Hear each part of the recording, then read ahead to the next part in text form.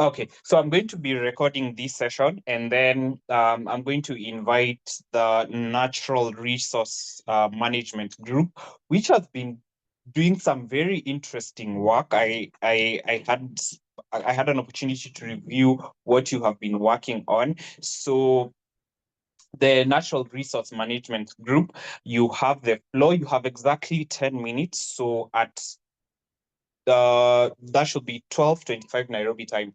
I'm going to you'll be required to have completed your presentation. So I don't know whether you are sharing from your end. This should be Nelson. I can see Nelson on the call, and I can see Mami on the call.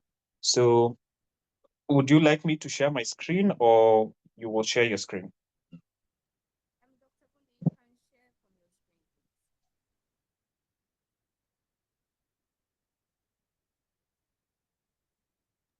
Yeah, I think Wendy, you can assist us on that. Okay, just give me a minute. Okay.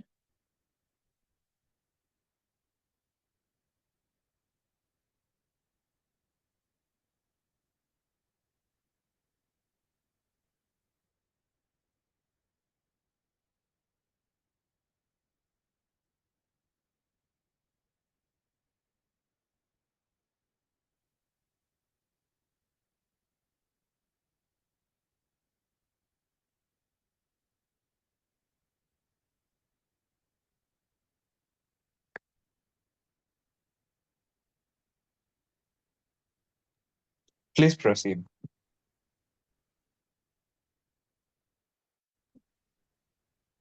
Good morning, everyone. Today, I will be presenting on Uganda's oil and gas management sector. This sector faces significant government or governance challenges, such as corruption and lack of transparency. These issues threaten the sector's potential and also increases the risks of resource scarce, where abundant natural resources do not translate into economic prosperity. Our case study. Hello, Hi. mm-hmm. Hello. Hello. Hello, we can hear you. Okay. Should I start over or should I continue? Please continue. Okay.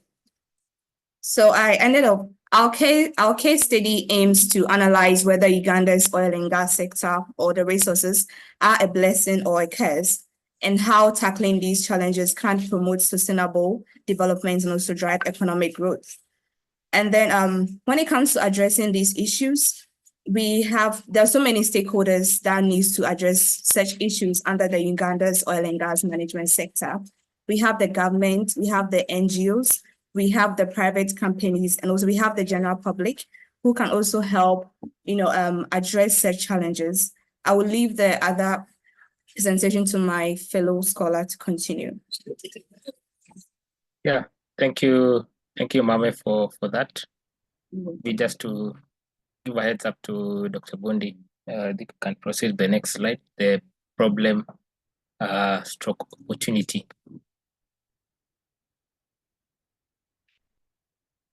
Yes, so part of the reason that drove us to focusing on this particular topic is to address a number of problems that, based on our research, we identified them. So one of them is the EU Parliament resolution.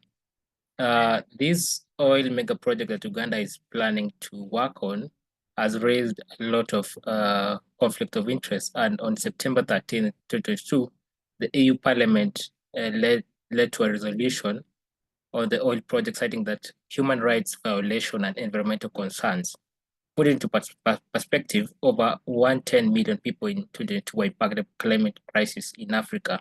Another problem is the climate crisis impact.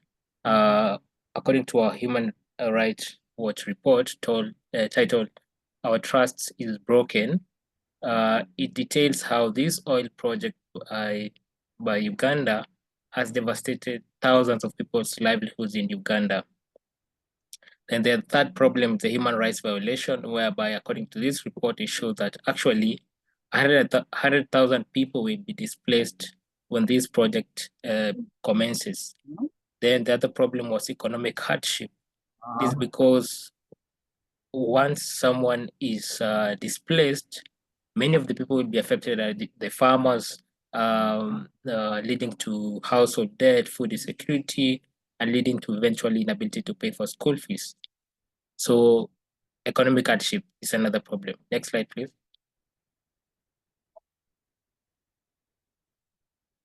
Another problem, which now is on a global perspective, is the resource curse, a term that means basically countries with abundant resources tend to not flourish or maybe gain a benefit from them. A good example is DRC Congo. Many of you understand the problem with DRC. Good resources, but they never correlate to economic growth. Next slide.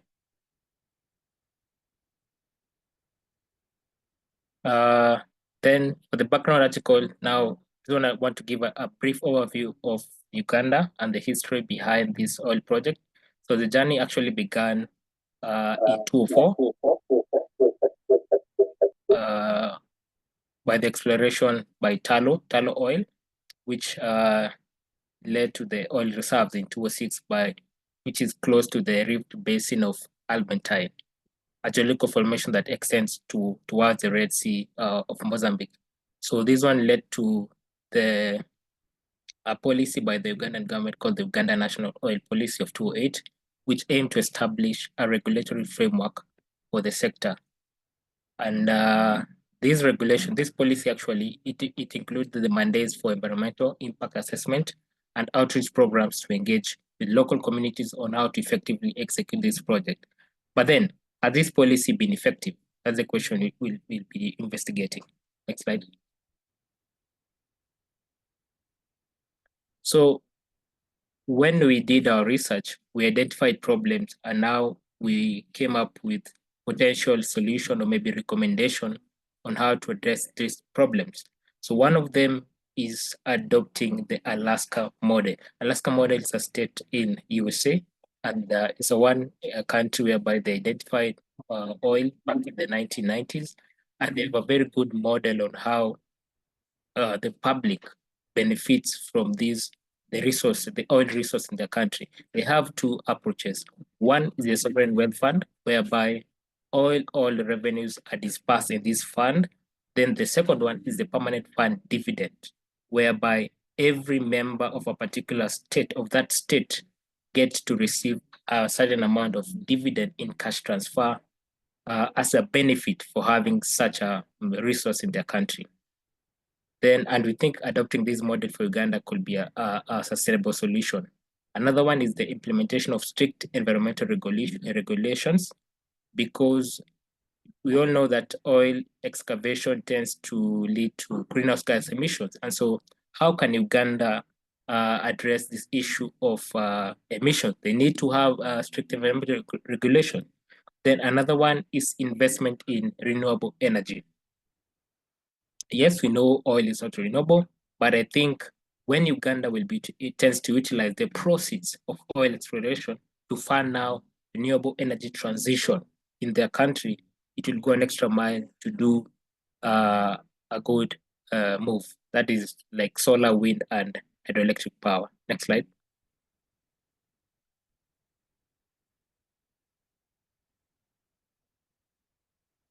Yeah, the other solution we had in mind is the utilize clean energy solution, whereby the Ugandan government can utilize technologies such as the carbon capture and storage, which has actually broke headlines during the COP28 back in last year. Another one is to enhance transparency and accountability. This one will be seconded with the point whereby we pointed out that Uganda can adopt the Alaska model, whereby the oil revenues from this oil project can be made transparent to the people, so the people can understand what actually the impact of this project. And then lastly is the offset emissions, whereby projects like the carbon offsets, which actually was discussed extensively in COP28, can be incorporated in this project, whereby reforestation or even renewable energy initiatives elsewhere. Next slide.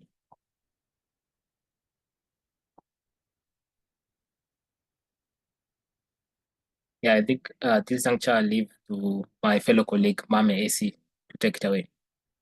Okay. Hi, good morning once again. So to summarize the key recommendations, we propose the following actions for Uganda's oil and gas sector. That's one, enhanced citizen awareness. That's by implementing transparency measures, citizens will gain a better understanding of oil revenues and how they are managed. This will help the public make informed decisions and advocate for their interest. The second point is increased accountability. With greater public awareness, citizens can hold the government accountable for how oil revenues are spent, knowing these funds come from their nation's resource. And the third point is that reduction of unaccountable governance. Transparency will help curb the unchecked power of leaders, decreasing opportunities for corruption and also fostering a more accountable government. And the last point that we raised or recommendation was addressing climate impact. By managing oil revenues transparently, Uganda can invest in renewable energy and climate resilience, ensuring that natural resource development supports efforts to mitigate climate change. Please, the next slide.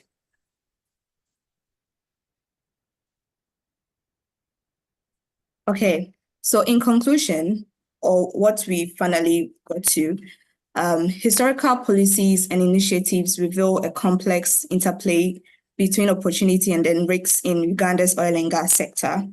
To move forward effectively, we recommend focusing on these areas.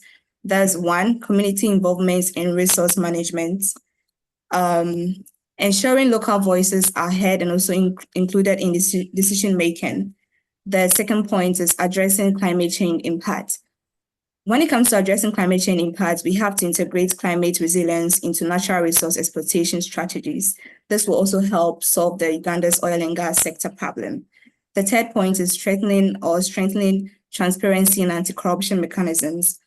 This point, what we have to do is we have to improve public access to information and also holding leaders accountable.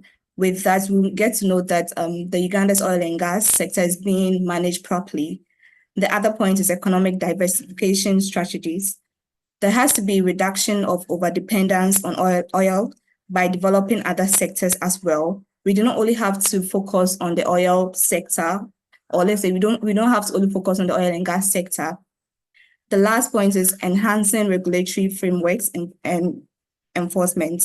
There has to be laws, or we have to make sure that there are laws that are not only passed, but also actively enforced.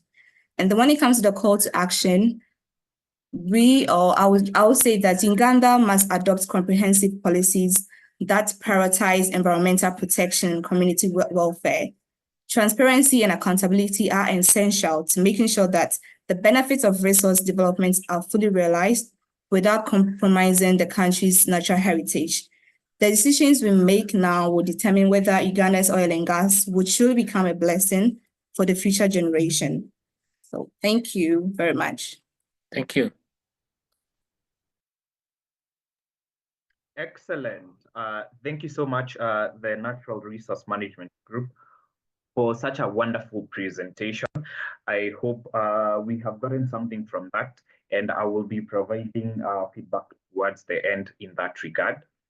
The next group that we're going to have, so we're just going to jump right in, we're going to have the Peace and Security Group. So who is so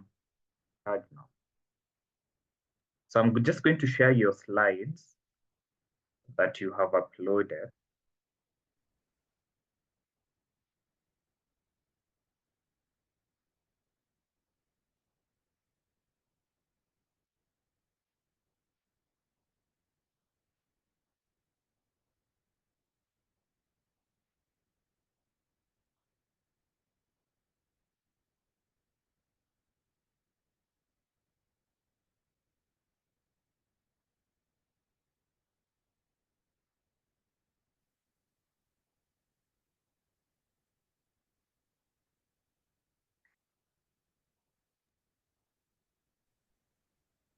Peace and Security. Okay. Good morning, fellow scholars. Good afternoon, fellow scholars who are within the East African time. So my name is Dr. Karen Denya, and I'll be presenting our policy portfolio from the Peace and Security Sector team. Yeah, so yeah, Dr. Bundi, you can be sharing the screen. I will be okay with that. Okay, so our topic was on the efficacy of regional, the first slide. So our topic was on efficacy of regional peacekeeping interventions in the Horn of Africa. And basically our research focus was on assessing the effectiveness of these organizations in their peacekeeping operations within a specific focus on the mission. And then we have to be the support. Okay, so let's do this. Okay, sorry for that. So yeah, that was our topic. So the next slide. So these are the group members. I was working hand in hand with Hannah Tadis and Danai, sorry. So onto the introduction. So our problem was mainly why regional peacekeeping missions have failed to bring sustainable peace with a special focus on the Horn of Africa.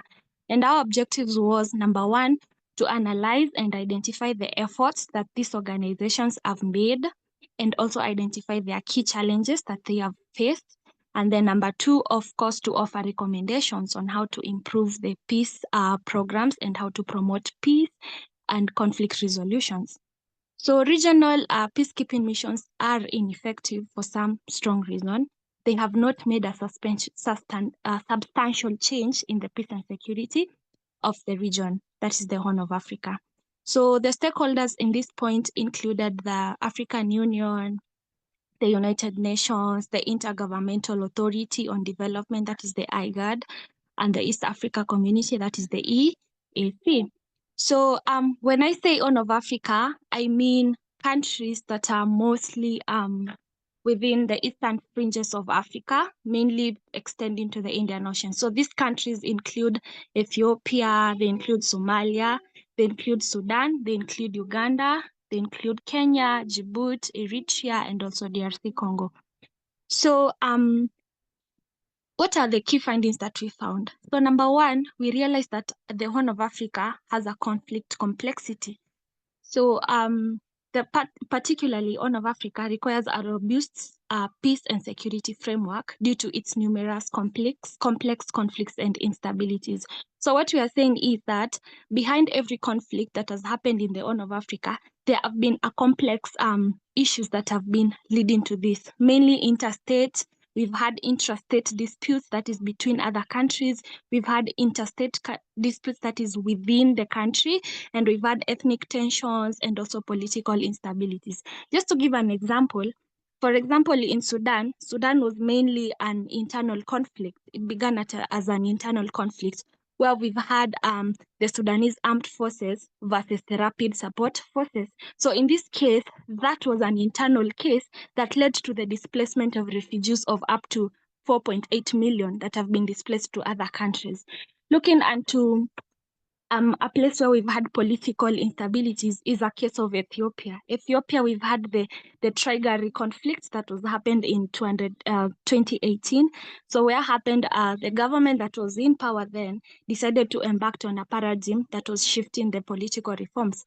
But then people from the northern Ethiopia were not on board. So what happened is there was a conflict.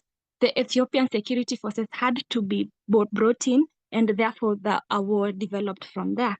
So, and then looking at different countries, we've had issues with Somalia, where we've had non-state armed groups such as the Al-Shabaab that have not only affected the country itself, but have also gone to the extent of affecting other neighboring countries, for example, Kenya and Ethiopia, where we've had issues of suicide bombings, targeted assassinations, massacres in these countries. So yeah, it is a complexity of conflict.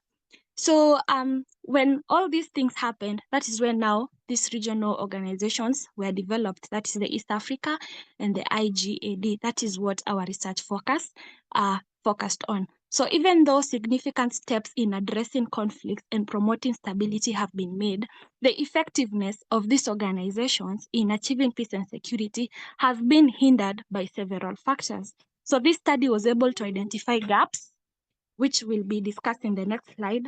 And this shows that conducting a comprehensive evaluation of these interventions was very essential so that we can be able to identify which strategies have been effective, what are the shortcomings, and also develop a plan for future peacekeeping efforts in Africa. So next slide.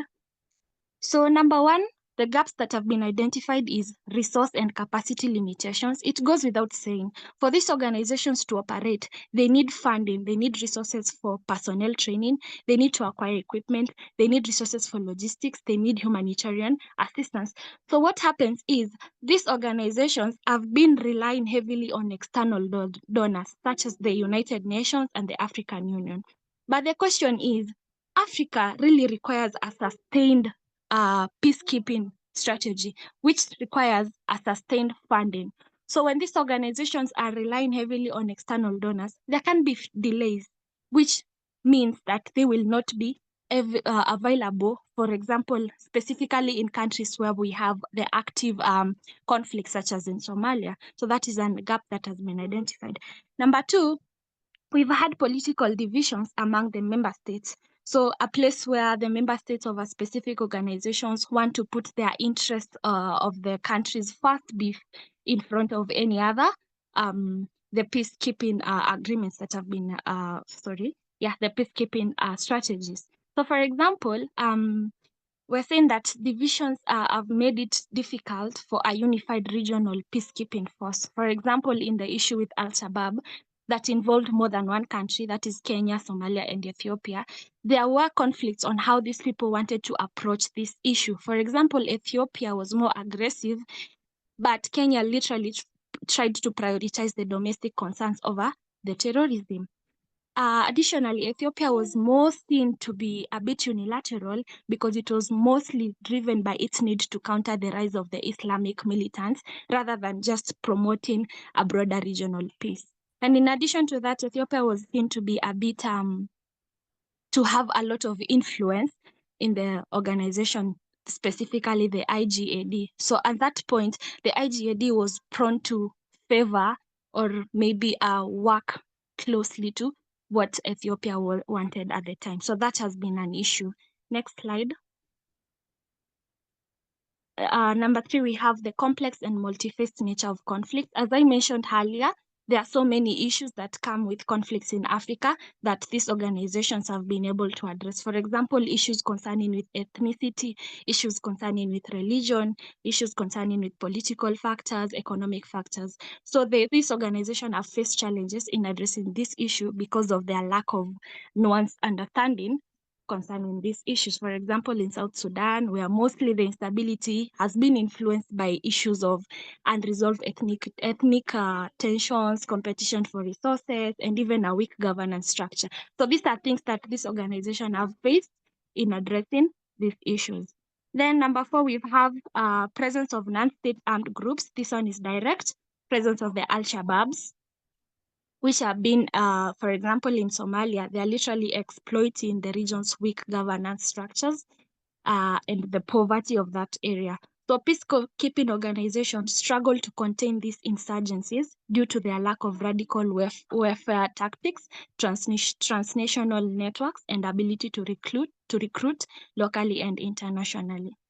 Then the last gap was the weak national and institutional frameworks and enforcement mechanism. So it goes without saying, this organization need a country that is working. This organization need a country that will put in effort to enforce the decisions that have been recommended by these organizations. However, member countries are unable to provide basic services, ensure law and order, or effectively combat insurgents. This is making it difficult for regional peacekeeping forces to achieve sustainable peace.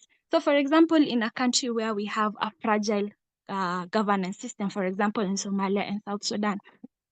So this fragile governance system is creating a fertile ground that will breed conflict, corruption, and insecurity. So they are unable to, so the organizations is there, the peacekeeping organizations are there, that is the IGAD and the EAC. But now the weak and the fragile governance system of these countries is what is an issue. Yeah. So next slide. So the background of the study, we have talked about this since I started discussing the presentation. So we began with saying that the Horn of Africa has a long history of colonial inheritance, competition during the Cold War, and the rise of failed states. So after gaining independence, these nations still face struggles with ethnic separation, political suppression, dictatorial leadership, which has led to long-standing conflicts. Then at that time, now in the 20th century, now the peacekeeping organizations had to come in and became a vital part in peacekeeping efforts. So they possess regional expertise and rapid response capability and facilitate dialogue to promote reconciliation and peace. So they deploy peacekeeping forces such as the African Union, the regional economic communities, and there is collaboration with international bodies like the United Nations to enhance peacekeeping missions. Like I mentioned earlier, we've been getting external funding from external donors such as the African Union and the United Nations. So it is clear that these peacekeeping organizations have been in collaboration with other bodies. So next slide. So what are the potential challenges? We're saying that the vagueness or the conflict mandates can lead to confusion about the mission's objectives and limits, which has been hindering its effectiveness. There's also insufficient funding, personnel, and equipment that can impede the ability of peacekeeping forces to operate effectively and reduce the crisis. Additionally, peacekeepers often operate in dangerous contexts with active conflict. For example, in the cases of the non-state armed forces, that is the Al-Shabaab. So that's a dangerous context to work on. Then next, if local communities do not support peacekeeping missions, it can lead to resistance, hostility, and undermined legitimacy. So that again, it is not on the peacekeeping organizations, but what happens within the member countries. Then next, we have complex political situations, including power struggles and lack of commitment from the local leaders, can also obstruct these peacekeeping efforts. Then conflicts can change rapidly, making it challenging for peacekeepers to adapt their strategies quickly enough to remain effective.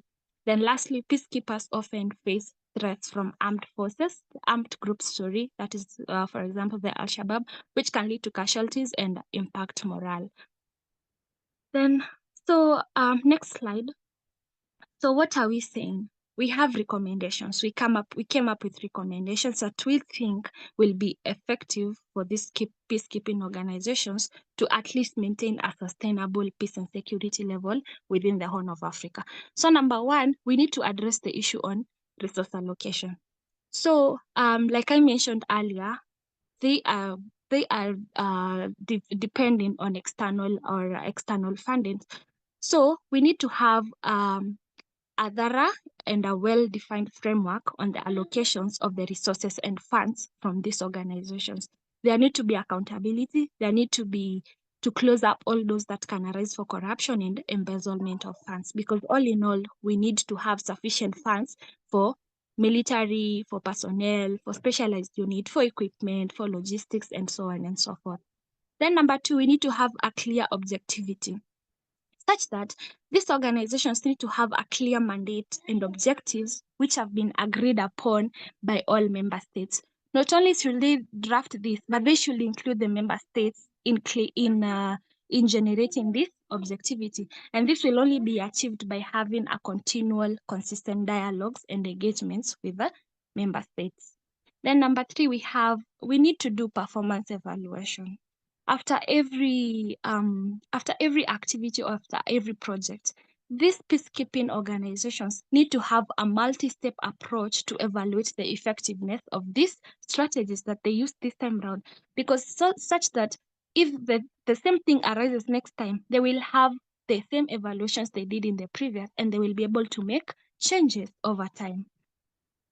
So we are saying that performance monitoring tracks key indicators and trends over time, while targeted assessments measures the effectiveness of specific adaptations. So that is also another recommendation we are giving. Then number four, we need to improve on the strategies that the peacekeeping organizations are using. So we are saying that they need to have knowledge management which will be essential for them to adapt a different context and ensure that they are within the relevance, they are effective, and they are having a long-term impact operations, such that we don't keep on using the same strategy that keeps on failing each and every time, and still we are not doing anything about it. So that is a recommendation we are bringing on board. Then the last one, we need to have a collaborative inclusivity. We are saying that they should maintain an impartial and a neutral approach to conflict. They should avoid favoring a side over the other. So this will only be attained by engaging with a wide range of stakeholders. They should include the local communities. They should include the civil society organizations. They should include all the marginalized groups in this country. And this will also be this will ensure that they have the different perspectives and the concerns of these member countries. And that will make sure that they are performing much more effective. So yeah, those are the recommendations that we had.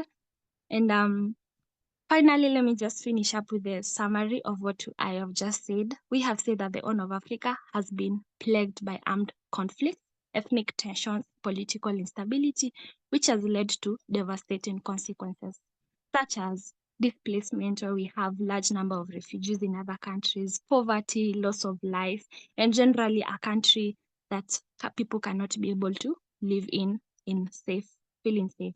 So this study has been able to examine the effectiveness of these regional peacekeeping interventions with focus to the IGAD and the EAC. So I have presented cases from Somalia, from Sudan, from Ethiopia, from Kenya, that have highlighted the persistent challenges that these organizations are facing despite having ongoing efforts. So this analysis has revealed how these organizations often struggle to have an effective peacekeeping mission. So while some of these organizations have had some success, the sustainability is what is in the question. The sustainability of peace remains still uncertain due to the issues that I have discussed previously. So based on the policy recommendations, we have focused on enhancing the regional peacekeeping interventions for a long-lasting, for a sustainable peace within the Horn of Africa. So final slide, please. So what is the call to action? We are saying that we, as the young Africans, make up most of the African population. And also, we are the most affected people in these regions in cases where we have continual conflict and violence. So this shows that we should be part of the policy making, and we should be able to engage in the overall peace building process through peacekeeping missions. We call for action to regional peacekeeping missions to include the youth in the process and incorporate our views in these specific thematic areas. I believe that we can have a sustainable, a long-term peace region, especially within the Horn of Africa, and that can only be achieved if we as youth step up to the task. So thank you, ladies and gentlemen.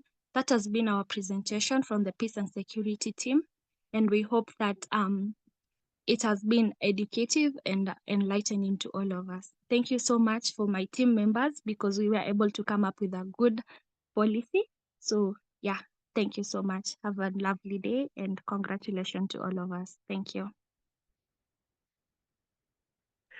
Okay, thank you so much, Dr. Karen. You know, Dr. Karen is a colleague, so I am unable to stop her in the middle of the presentation. That is why she has had an opportunity to extend her time. And for the Peace and Security team, they were working on the Horn of Africa. So I don't know whether in their research, they had contacts in Al-Shabaab, you know. So my security was not guaranteed, but excellent presentation, Peace and Security team. We're going to have the Employability and Entrepreneurship team present. You have 10 minutes.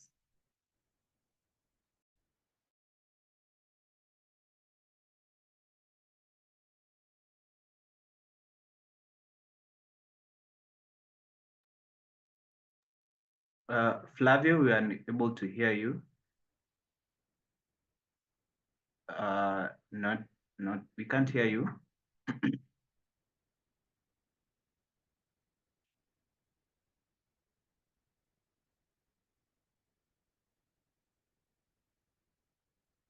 Please check your audio. Can you hear me? Yeah, we can hear you now. Please put your slides on slideshow. So that Can you hear me? yes, we can. Can you hear me? Yeah, so thank you so much, ladies and gentlemen. This is the Entrepreneurship and Employability Sector Group. We were working on improving inclusivity for people living with disabilities in Uganda. And this particular topic stems from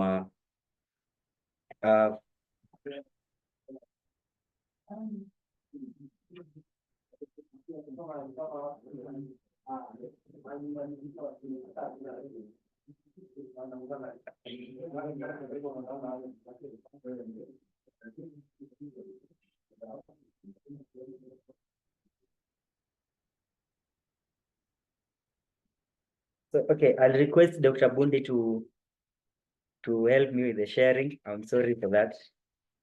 Please, Dr. Bundi, if you can help me with the sharing. Okay.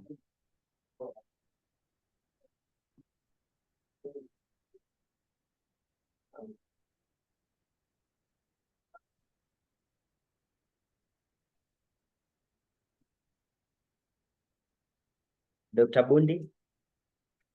Just give me a minute. Okay, thank you.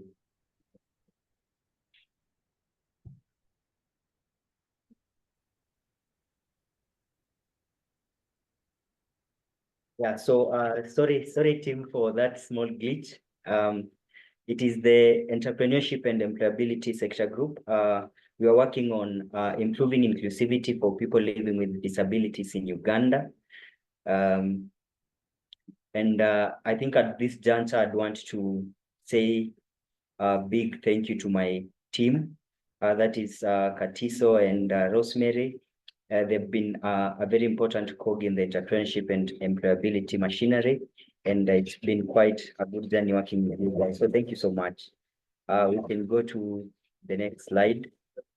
So in the introduction, in our problem and opportunity section, we are talking about despite the legal frameworks to promote inclusivity, people living with disabilities face significant barriers to employment due to some of the reasons we found in our research are societal attitudes, legislative gaps which exist. We're saying that despite the legislative efforts that have been made in Uganda, we still have gaps. We have, and also inaccessible workplaces. We actually discovered that in Uganda, you find that workplaces are still not accessible for people with disabilities to some degree. And we say that because of this, all these reasons together, many people are living in poverty with limited opportunities for both education and employment.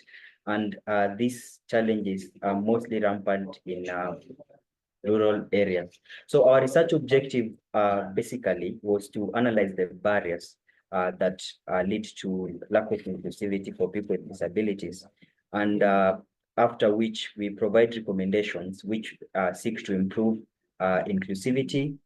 And this mainly we are focusing on legislative reforms, societal shifts, innovative solutions, which later on we'll talk about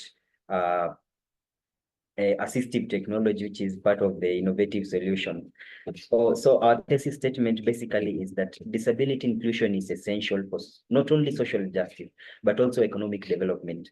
By ensuring equal opportunities for people living with disabilities, we will not only benefit the individuals, but also enhance productivity and social cohesion in Uganda.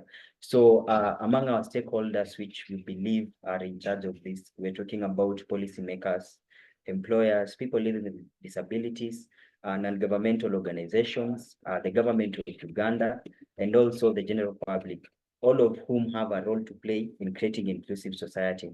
So special focus is on the vocational training centers, local businesses and government bodies which are responsible for enforcing disability inclusion policies.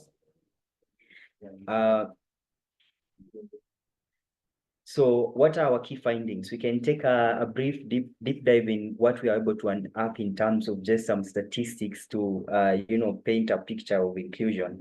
So we, like, on the disability population in Uganda, we're saying that we're not saying, actually from our finding is that 12.4% of Uganda's population, which amounts to approximately 4.5 million people, live with some form of disability, which range, we talk of blind, deaf, and all of that. So the employment barriers which exist, just some statistics to that, 85% of persons with disabilities in Uganda do not work.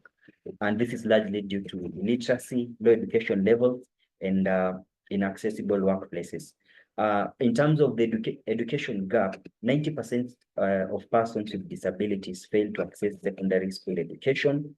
This in turn hinders their job prospects in a competitive labor market.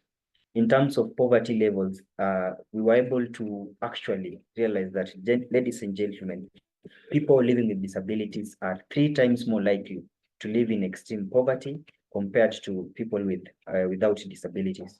The legislative efforts, we're able to find that while Uganda has progressive legislations such as the Employment Act of 2006 and affirmative action policies, there's still a significant gap between these commitments and what is actually happening on the ground in terms of actual practices. Job market discrimination, we're able to find that despite legal frameworks, people with disabilities face stigma, discrimination, and financial constraints in securing accommodation in workplaces. We can go to the next slide. So what are some of the causes that lead to exclusion in terms of people living with disabilities in the work environment? One thing we were able to understand, which it's a very elementary cause, it's the societal attitude. So we're saying that negative perceptions and stigma towards people with disabilities are deeply ingrained in Uganda. And it was so interesting that we were able to find that in Uganda, when someone looks at a person with disability, it's associated, I don't know, with witchcraft and that, which has led to exclusion. Other causes are inaccessible workplaces, where you find that many workplaces are not physically designed to accommodate people with disabilities. Just even from the basic thing, you find that, for example, when you have people who have impairments in terms of they cannot walk, you find that workplaces don't have maybe ramps to accommodate wheelchairs and that. So education barriers, you find that people with disabilities have lower access to education, especially at the secondary level. And you understand that education is just as important. It's like a path to being employed. And you find that when you are excluded in education, that in turn will lead to exclusion in employment. Legislative gaps, you find that despite having laws like the Employment Act of 2006, and the Person Living with Disabilities Act, the enforcement of these laws to a great extent has not been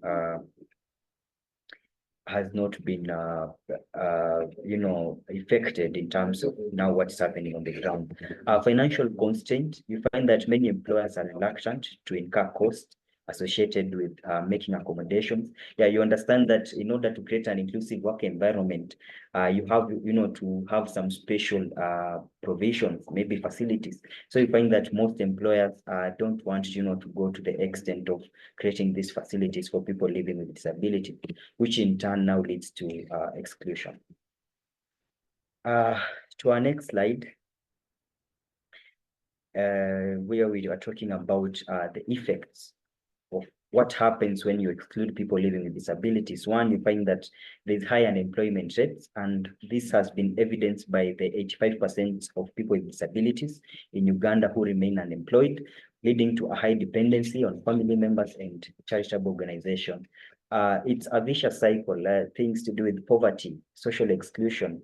People with disabilities are often marginalized, on the mere fact of being disabled, and this exclusion from labor market and social interaction perpetuates societal inequalities, both just in the social aspect of it and also the economic aspect. So you find underutilization of potential, This I think is self-explanatory because once people have some perceptions about a person being disabled, by excluding these people from workforce, Uganda is missing out on a valuable pool of talent that could contribute to innovation, productivity, as well as the overall economic growth. In our next slide, talking about just a brief article, you'll find adduced in the Word document, a long history of inclusion. But just to give an overview, we are tracing roots of inclusion in Uganda to 1952, where we have now the beginning of special education services. And this gained momentum, in the 1990s, where we led to constitutional recognition of disability rights in 1995. And this also culminated in the Persons with Disabilities Act, which was passed in 2006 and was aimed to prevent workplace discrimination. And we are saying that, however, enforcement challenges and societal attitudes continue to hinder the full inclusion of people with disabilities. So just some of what are the relevant policies. We are now in terms of what is the status quo, what exists now as we are talking in Uganda. You find we have some policies which have been effected. We're talking about the Constitution of Uganda of 1995, the Employment Act of 2006, which actually prohibits discrimination against people living with disabilities and mandates reasonable accommodations. We're talking about the Persons with Disabilities Act of 2006, which protects against discrimination and offers tax incentives for hiring people with disabilities. We're talking about also a very interesting thing, which is the vocational training programs that was initiated in 2006. It provides vocational rehabilitation for people with disabilities. The last one is the Occupational Safety and Health, which is also an act of 2006 that requires accessible work conditions for people with disabilities. So those were just some of the what exists now in Uganda. And now, after coming from what exists and now a research on what recommendations can we provide, because we are saying despite all these efforts, we still have exclusion to a very high degree. So among our recommendations was one, to develop specialized training programs. And we're saying that they should be tailored and contextualized to address the unique needs of people with disabilities. We are talking of enhancing accessibility, and this can be done through accessibility audits of workplaces and investment in assistive technologies, which can help people with disability to get employment. We are talking of establishing job placement services. We are talking of online job banks. Yes, again, with the trend of IoT, which is the Internet of Things, we can take advantage of that to also improve inclusion. We are talking of implementation of quotas for employment, which will introduce where we introduce quotas for hiring people with disabilities, and this should be done not only in public sectors but also in private sectors. We are talking about conducting feasibility studies, which regularly assess effectiveness and sustainability of implemented policies. Yeah, again, we're talking about implementing the status quo and doing a feasibility study to understand how effective is it, and if there are any gaps also, we provide recommendation to make them even better. We can also talk of monitoring and evaluating of the policy impact, where we establish mechanisms for doing this. For this. So we're talking also lastly about strengthening of enforcement mechanisms, which will to a greater degree enhance compliance with existing laws through dedicated enforcement agencies. So those were some of the solutions and recommendations. Now going to what are the strategies? How do we actually now do this implementation? Just in retrospect, one was to establish a coordinated task force to oversee this. We also engage stakeholders. We talked about stakeholders, governments, business owners, NGOs, just doing an engagement to understand maybe where we can improve, creating monitoring and evaluation frameworks, which will guide these feasibility studies and auditing of workplaces. Implementing awareness campaigns. Yes, this one will be aimed at to a greater extent to do away with the stigma that is being propagated against people with disabilities. Leveraging technology. We talked about Internet of Things and how we can use innovative ways such as assistive technologies. Legislative quotas. We have to legislate quotas. We don't just maybe say we're supposed to have these quotas. We also make them into law such that repudiation of the same, we have consequences so that we ensure that we are enforcing this.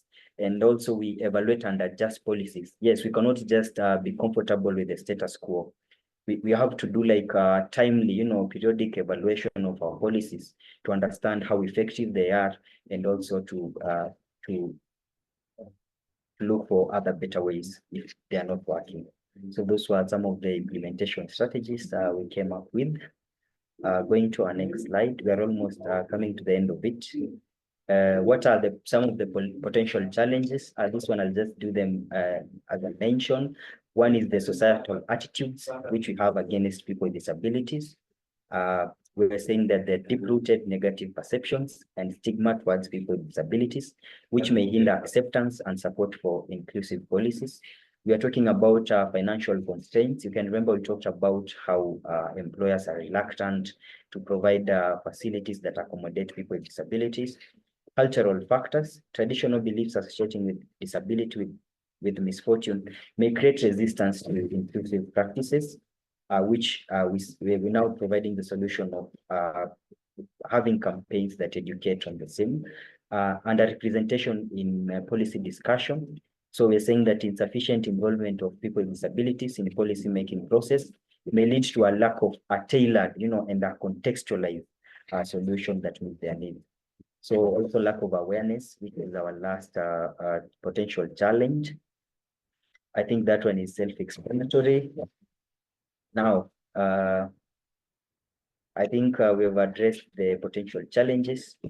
So the impact and significance of these policies, just a mention of it, a shift in societal attitudes. Yeah, we want to come from a place of stigmatization and to a place of education where people with disabilities are not treated as, any lesser people. And we actually make it aware that they are just as equal as the normal people. We are also aiming at improved accessibility to work environments. Once we have these facilities that accommodate people with disabilities, I think it will be a good step towards accessibility. Skill development, again, through tailored vocational services, where we have contextualized and we know the needs of people with disabilities. And economic empowerment of people, when they have now, they can work and they're included, giving them also economic independence. I think it will empower them to a greater degree. Improved representation. Again, we have to bring them on board in policy making so that we can understand what they really need. Lastly, ladies and gentlemen, our conclusion, we identify a few areas, maybe they can be researched, but maybe the one that is maybe carrying a lot of water is the last one, where we're saying that we can do a study of successful disability inclusion initiatives. We can look at initiatives which have been successful in other countries. And after we do that, we can contextualize them and make them transferable to strategies in Uganda. So our call for action, we are saying that it is imperative for policymakers, employers, and society at large to join hands in fostering an inclusive environment for people with disabilities in Uganda. By implementing effective policies, raising awareness, and prioritizing accessibility, we can create opportunities that empower people with disabilities to contribute meaningfully to our economy and society. Together, let us champion inclusivity and work towards a future where every individual, regardless of ability, can thrive. So thank you so much, ladies and gentlemen. That was it from the employability sector group. Thank you so much, Flavio, for such an excellent presentation and very, very interesting findings as someone who has deep interest in terms of inclusivity across a spectrum of issues, I found that your research was very, very insightful. So we are going to end the first half of the presentations with the agriculture sector group. So Haruna, maybe if you're in the call and you can share your screen, I'll appreciate that.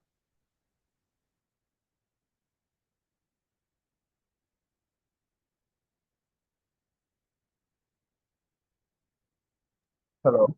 If you could give me a minute to join with my laptop was frozen. Just came back. Sorry.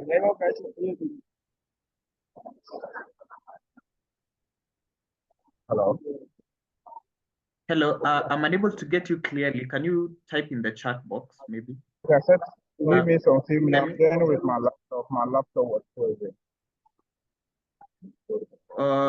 Okay, I'm hearing your laptop, but I'm not getting the last part. We can go to the next group and then we'll come back to the agriculture sector group after the break. So so we can have, I think the next group was the healthcare, if I'm not wrong.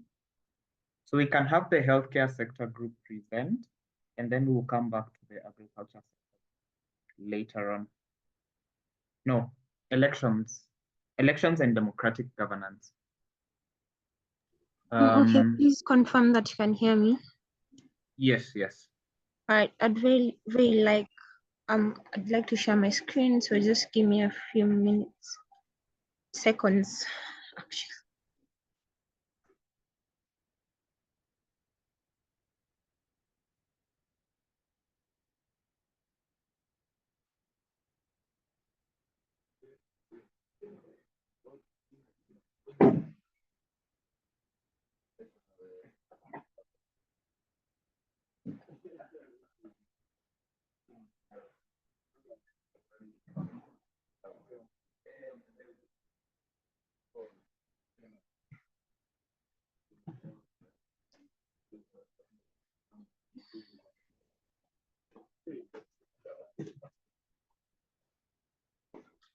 Please confirm that you can see my screen.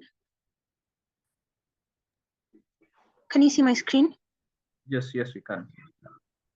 Okay, so good morning, stroke evening, depending on where you are in Africa. This is the Democracy and Elections stroke Good Governance team, and our focus was to determine whether the problem of Africa is actually the problem of governance, because from Kenya down to Nigeria to Ghana, we keep talking about governance as a common problem. Yeah, sure. Please put it on slideshow, just on the top right. All right, just give me a minute again. Please proceed. Okay, so we were focusing on elections, transparency, and inclusivity. But first of all, our focus was on factoring how elections, first of all, look like in Africa. Second, understanding what democracy is, its context, its definition, whether it's adaptable in Africa, whether it's a viable method, its merits, and of course, its demerits. And one thing that we were very interested in was realizing that Rwanda actually has a 99% transition rate in terms of democracy. That is, 99% of the population in Rwanda voted for the sitting president. And then our question became, how democratic is a democracy if 99% of the people are able to vote for it? What difference does it have from a dictatorship whereby it is one sitting person and the 99% of the population does not have a say? So ladies and gentlemen, welcome to Rwanda and welcome to understanding how leadership actually looks like in Rwanda. I had the honor of working with a very formidable team that was Henry, Chukwemeka, and wonderful. And our problem, of course, was, as I said, the absence of transparency and democracy down in Rwanda, because we believe that if 99% of the population are able to put in a sitting president, then they lack a watchdog that is, of course, an accountability partner, the opposition. So therefore, our research objective was to analyze what transparency looks like in their context. Our objective was to analyze what they're doing right, what they're doing wrong. And we came down to the thesis statement whereby we got to understand that the degree of electoral openness and inclusivity in Rwanda Secondly, we looked at the reforms relating to democratic governance and improvement of the country. And third, we were able to factor in the stakeholders, because we believe that in a democracy, the biggest stakeholders are the people. But if this is not a viable thing to talk about, then we ask ourselves, who are the stakeholders? So our problem article focused on 3 key findings. That was 1, transparency, which we believe is the very definition of a democracy. 2, we're able to look at credibility issues, because when you look at 99.18, factoring in that a small percentage of the population is not going to vote, then it translates to an actual 100% voting rate. And in Africa, when you talk about such factors, it leaves us questioning, because if you look at case studies like Kenya, Nigeria, and Ghana, opposition play a big role in how the democracy is able to either perform or not perform. And third, we are able to look at the freedom and representation issues. So we believe that freedom of speech, 1, and freedom of expression, 2, are 2 key factors that we look at in a democracy. We look at how able are the citizens able to criticize the sitting government? How able are they able to represent themselves, down from the youth to the children and to the adults? And then we came down to cause and effect. Ladies and gentlemen, we believe that there's a really high history of political hemogamy in Rwanda. Given their history, of course, you cannot talk about Rwanda without factoring in the genocide. And we talk about looking at how rival candidates have been barred since time immemorial, looking at a country which translated from only 2 tribes that have since merged into one. And we look at how they're trying to even regulate the state and make it to be less independent, because they believe that the person who is sitting in power is able to control, is able to foster peace, is able to foster in an atmosphere where the people feel they are, 1, heard, and 2, credible enough to perform. So we're looking at a country, first of all, ladies and gentlemen, that we have to understand is a country that has a very important history that you cannot factor in without really looking at, 1, what really drove them to such extremes, and 2, what can they do different, or what could they have done different that they're not doing? And so we went to our problem article. We look at the destruction of public confidence. If you have been to Rwanda, then you understand that, 1, it's either they live in a facade or that they really have faith in their government, because politics comes in very repressed. Even if you look at communication systems, we talk about the media as being one of the biggest watchdogs, but when the media is again marginalized, we're looking at a population that cannot really express itself to the extreme. And then we came to the case studies where we were able to compare and contrast. And of course, we took Kenya as our first case study, because we understand that with the Gen Z protests, Kenyans have set precedents on what democracy actually looks like in Africa. And then we went down to South Africa, where we see a biracial democracy that has been able to foster not only inclusivity, but performance. A democracy that has looked at 2 sides of a contrast and been able to merge into one. And then we went to Tanzania, which has had a female president. And we looked at how, well, this is a country that is on the rise. There's allegations of oppression, but they're also working well together. So what is Kenya, what is South Africa, and what is Tanzania doing different from Rwanda? So as I talked about earlier, we looked at the brief history of Rwanda, and we looked at the genocide where over 800,000 plus people, Rwandans, lost their lives. And we look at the role that the sitting president since their independence has been able to perform. We look at a transition government where they looked at him as a savior, and the savior complex has enabled him to either sit in power, or this is subject to correction, depending on what you think, depending on your perception, has enabled him to actually take control over Rwanda for all those years. So we look at the relevant policies. We look at constitutional amendments. We look at the 2003 constitution that has enabled democratic principle rights. And then the 2015 amendment comes in and raises concerns over the consolidation of powers. But we also look at the establishment of NEC, which is supposed to be independent, but is only independent on paper or on the mouths of people, because on the ground, things are very different, because the ruling party has been in power since time immemorial, and therefore it undermines its credibility. And then we look at international assistance. Rwanda is a country which really banks on a lot of censorship. Unlike in Kenya, where you're able to insult the president when you wake up in the morning. In Rwanda, if you dare say a certain word, the citizens are going to warn you against it. So we look at the policies they have been able to foster since time immemorial, and we're trying to track performance, and we came up with proposed policies. One, we're trying to get a revision of the electoral code, to establish laws to enhance transparency, and 3, ensure all political parties have free access to media. Why? We believe the media is a watchdog. We believe that laws governing transparencies are lacking, despite the fact that there are countries that have been able to merge data laws. In terms of technology, they've really been able to set themselves on the map.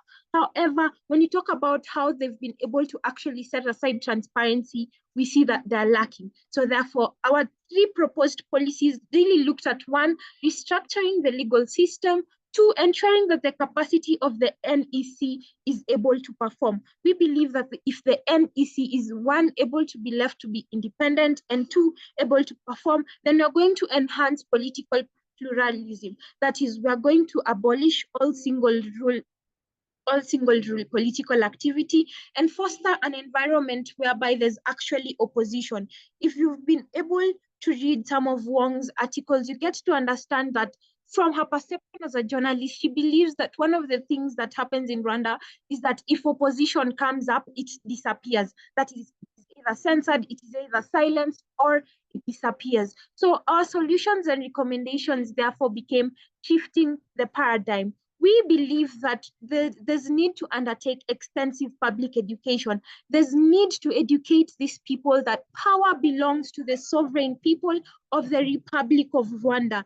There's need to enshrine this civic education even in the school syllabus, because if you look at universities in Rwanda, in contrast to the universities in Kenya, where the student bodies are actually able to perform, there the student bodies are just, well, pseudonyms. So you're able to look at how we can also work with local bodies for more outreach. For example, Never Again Rwanda has been at the forefront of how mobilizing civic education looks like. We've also been able to talk about monitoring and evaluation. Of course, when we talk about this, we're talking about Rwanda. We don't want to come in as Kenya and say, this is what we think about Rwanda. Rather, we think Rwandans should take on the mantle of what monitoring of elections actually looks like for them. They should be educated enough to understand the fundamental aspects and rights of what political and public accountability looks like. So then we went down to strategies for implementation, because we believe that shifting the paradigm and monitoring is all baseless if we do not give them solid and tangible strategies for implementation. So then we talked about collaboration with stakeholders, which is why we began by talking about how we're looking at, 1, stakeholders. And we believe that the biggest and largest stakeholders is the political parties, and not a single dominant political party that has been there, rather an uprising and an upmerging of political parties that are really willing to change the norm. We also looked at strengthening capabilities and community engagement, which we believe that it all narrows down to the people of Rwanda and how able they're willing to collaborate, or how able they're willing to take on the challenge.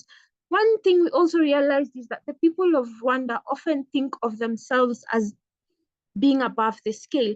I think when we talk about good governance in different African countries, we like to look at Rwanda. And therefore, our mission was to poke holes in this facade to actually show that democracy is not democracy per definition if there are no holes, and democracy does not improve confidence in public perception if people are not able to come out, act as watchdogs, and act as an opposition. We believe that democracy is a fundamental human right that is bestowed to us as human beings.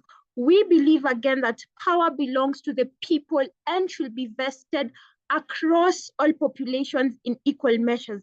As such, we believe that, 1, to improve confidence and to foster democracy as a right, and as a trickle-down measure to improve electoral integrity, we're going to look at how we can tackle the challenges. First is the reluctance to adapt, the lack of investment, and the stagnant political environment. We believe that Rwandans are just people who have been dominant by nature. transitioning from the genocide to a peaceful environment has enabled them to believe that they are better off as they are than changing to a place where they do not know. And John Hughes' book talks about change in Africa, and he talks about how Africans can change, but they're not willing to change because they don't know what this change looks like. So then we came to the conclusion as an executive summary that Rwanda should be focused on rebuilding their institutions and fostering development. However much when we look at where they were in 1997 to what they've been able to accomplish in 2023, we believe that Rwanda indeed has built itself when we look at the issue of whether they have leadership that is astute and fast forward thinking. We believe they've been able to perform in that aspect. But what if they're able to bring in an aspect of a watchdog? Because we stand to believe that nothing is perfect. Therefore, we stand to also believe that this system that hinders itself on being transparent, that hinders itself on integrity, will actually allow for people to poke holes in it, will actually allow for people to question it. Because, Marad says, faith is not faith if you're not able to question it. So why will you have faith in a system that you're not able to question? Why will you as a populace be allowed to keep quiet at the bottom and not take on any challenge in terms of what leadership actually looks like? And then that leads us to our last question. Was leadership meant for people in small letters, or was leadership meant for people in capital letters? And we believe that while Rwanda has been able to create an atmosphere where leadership is for people in the capital letters, we believe that power belongs to the people. Power does not belong to the one. Power belongs to all the 14 million people living in Rwanda. And therefore, we believe that bettering their legal framework, strengthening electoral transparency and inclusivity, and adequate policy reforms.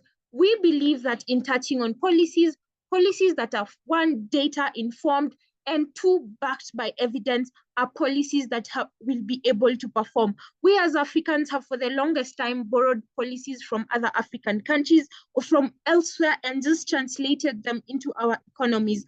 But we believe that if Rwanda, and by extension Africa, is able to borrow a policy system that banks on a lot of data and evidence and context, because again, we believe that Rwanda has a lot of contextual history that we should take account, then you're going to be able to not only perform, but create a system whereby leadership is not only leadership, governance is not only governance, rule of law is not only rule of law, but power belongs to the people, power is vested to the people, and power belongs to the sovereign people of the Republic of Rwanda. We say thank you, Murakoze Chane, which is thank you very much in Kinyarwanda, which is the national language of Rwanda. Thank you so much, ladies and gentlemen. Wow, thank you so much, Sarah Bell. I'm Granny, I'm very, very happy. That was such an excellent presentation and excellent job from the Elections and Democratic Governance team. We had this debate a few weeks ago, and it really sparked some conversations on the chat box. But I have really, really loved the work that you have put in so far. So I'm going to play a video. I'm going to play the videos that is submitted as an interlude for the next 10 minutes. And I know you're going to cringe, especially when you're listening to yourself, but all the same, it has to be done. So I'm just going to share that in a while.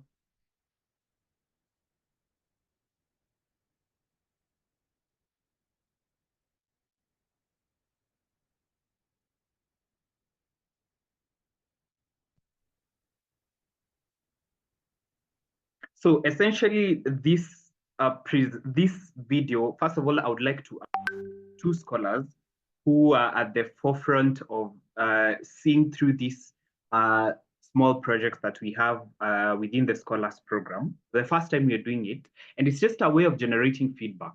I had an opportunity to listen to all the feedback that you gave when we had the reflection session about 2 weeks ago, and there are a lot of recommendations, but now getting this intimate moment of you sharing from your personal perspective has been enlightening in so many ways.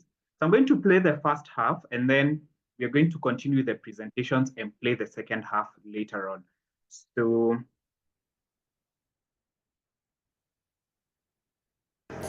Hello everyone, my name is Hannata Deselema and I'm from Ethiopia. I'm very much pleased to be part of the Future Africa Scholars Program 2024. I was able to join a vibrant young African professionals community, which is also led by young African leaders. I was able to learn and gain experience on different thematic areas. I was also able to capacitate others on the area sector that I'm engaged in. I was happy with the overall experience I had and I can't wait to see what the future holds for us. Thank you. Hi everyone, my name is Flavio Mutumbi and I am from Kenya. I am a trained and qualified quantity surveyor and currently I'm practicing as one. Aside from my career pursuits, I'm also somebody who is passionate about writing and I do a lot of creative writing. I want to say a big thank you to Future Africa for designing such a program where I've also been able to nurture my leadership skills. Future Africa has provided me with a network of other passionate young men and women whom we've collaborated over the 5 months. Most importantly, I want to say thank you for the skills I've garnered in terms of writing for impact, which have added a new dimension to my writing. And also a big thank you to the employability and entrepreneurship sector group, where I've been able to work with 2 other members of my team, where we've done research on how to improve inclusivity in the work environment for disabled people in Uganda. As the program comes to an end, I feel I'm in a better place as a leader.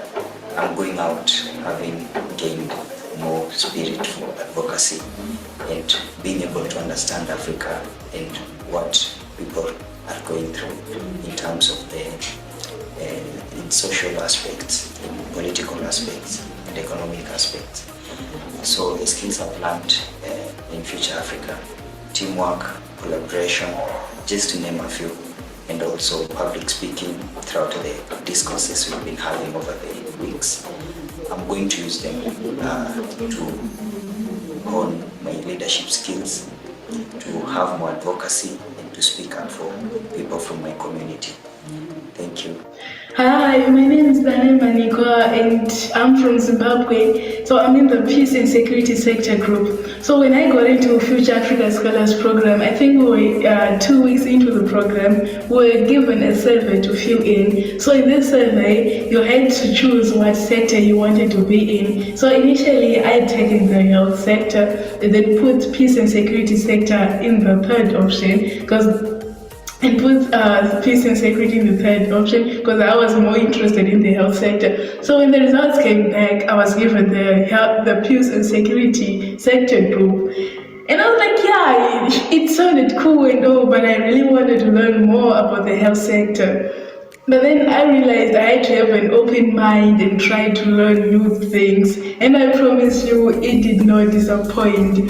I had the most inspiring, passionate debate sessions in the Peace and Security group. I learned a lot from the team there, people were there, did research when we were making our public policy portfolios in the Peace and Security sector. It was an amazing experience. The sector, it really helped me to deepen my understanding in Africa's socio-political system and governance, things that I never really thought that I could even be interested in. But I came out of Future Africa Scholars Program passionate about politics and political science and the social aspect of it. So Future Africa Scholars Program, it really impacted me to the extent that I'm actually considering to take political science as a major in college. So that was really something I never really thought or expected that I could do. And it was all because of Future Africa Scholars Program. It was an amazing experience for me. I had the most fantastic time ever. I really enjoyed it. Thank you. Hello everyone. I am Amiesi Nkrumah Bamfo and I'm from Ghana. I'm part of the Natural Resources Management sector. One of the most memorable experiences as a Future African scholar was writing a policy portfolio with my team on Uganda's oil and gas management. I remember we spent hours just deciding which country to focus on, as some of my teammates initially wanted to explore other countries' natural resources. After much debate, we settled on Uganda, and that journey following was incredibly enriching. Working with teammates from different parts of the world made me feel like a walking time zone, juggling meetings and deadlines across continents. Despite the challenges, this experience was a great lesson in global collaboration, and it helped me refine my ability to adapt. As I prepared to enter the Ghana School of Law, having completed my master's degree, my goal is to specialize in energy, international law, and technology. This fellowship has equipped me with the skills and confidence I need to pursue sustainable solutions for Africans' nature. Thank you very much. Hello, Dingelani, Sanbonani, Lochani, Molweni, Akushengi, Nda, My name is Peter Selina and I am from the Rainbow Nation, South Africa. I'm part of the healthcare sector group. Well, one of my most impactful experience that I have had was working on the policy portfolio with individuals from different countries. And through that experience, I learned that through innovative thinking and collaboration, we can bring about change that we want to see in our country and our continent, especially in areas like healthcare access in underserved communities. And for that, I'll forever be grateful. And with that being said, in my language, they say that, in translation, it means that thank you so much for working this journey with me. So Future Africa, thank you. We are the future of Africa. Hello everyone, my name is Tete Malik Bateongwa. I'm a Nigerian, an undergraduate student of biochemistry, currently taking my final year exams. By God's grace, I'll be done on the 18th of this month. I've been a member of the Future African Scholars Program 2024. By God's grace, it's been a wonderful experience. I've been a member of the Agricultural Policy Portfolio, where we have been tasked with the responsibility of identifying and solving problems related to the agricultural sector. It's been a wonderful experience working in the sector, and by God's grace, we have been doing pretty well thus far. This program has been so wonderful and instrumental to me in developing my research and communication skills, where I've been taught on how to study, how to write and review research articles, as well as engage in relevant debates that will enhance the development of my country and Africa at large. I've been so privileged to work with future scholars, with like-minded scholars who have been able to collaborate to come up with good ideas on how to solve various problems that are related to the development of our countries and Africa at large. This program is a wonderful program that's taught me a whole lot of things, coming at the right time where I've been able to use all the knowledge that I've gotten from the program for my undergraduate project work and my seminar work. It's been so impactful. I'm so grateful. I want to appreciate the coordinators of this program and for everyone that have been instrumental to developing me in the course of the program. I want to say thank you and may God bless you. Africa indeed unites when Tanzania, Ghana, and Zambia meet in one room, and the deliberation is on how to move Africa forward. Over the past 6 months, I've had the immense pleasure of being a part of the Future Africa Scholars team, specifically in the arena of governance, democracy, and election structures in Africa. One of the key deliberations that we came upon was on how policies that are actually data-driven and evidence-based can be used to make well-informed decisions in line with governance in the different sectors in Africa. One of the key findings we came upon as a group is on how we as the youth can enhance public participation and civic engagement in governance. One of my takeaways from the numerous debates and intellectual discourse that we had as a team were on how we as the youth are actually ready to take on the mantle of change. My name is Sarah Belodero. I am proud to be part of the Future Africa Scholars team. Hi everyone, my name is Nelson Mashira. Okay, so I think you're getting a gist of the experiences of the different scholars. So I'm going to play the second half after the second presentations. Sorry, Nelson. So we are going to have the healthcare sector group present next. Godwin, please, you can take it away. I think you wanted to share your screen. Yes, you have 10 minutes, please. Okay, let me just try to share my screen shortly. Just a bit. Just give me a second.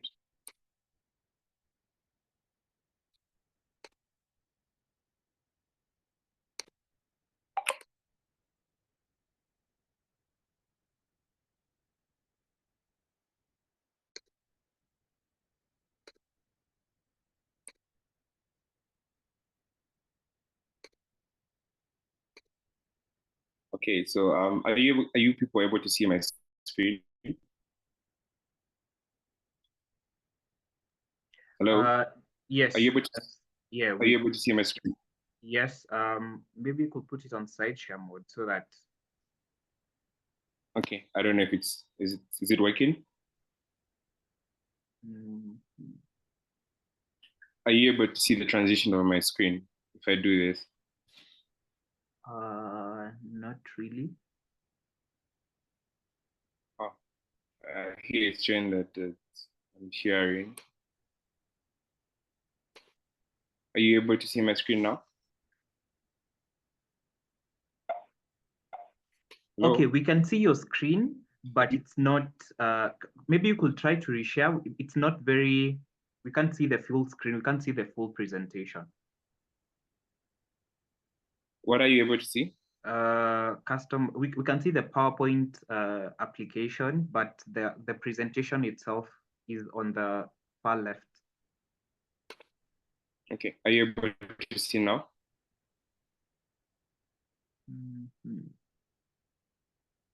Are you able to see anything? Let me just go back here and say this. Yes, it's much better. Now you can put it on slideshow. Okay, so right now you're able to see my screen? Yes, yes. Now you can? Yes, just put it on slideshow mode so that it's more visible on the screen. Yes, I have put in slideshow.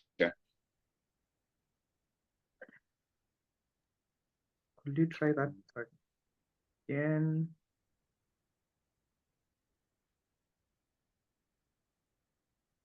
Nothing still? Yes. Okay, maybe you can proceed as it is, but yeah, maybe you can proceed as it is. Okay, so good. It's afternoon for you. I'm using Central African time, and I'm Godwin. I'm from the healthy sector, and I'll be showing you, or be presenting to you people on our portfolio that we developed as a team. So it's looking at the healthy access of rural diabetes patients in South Africa.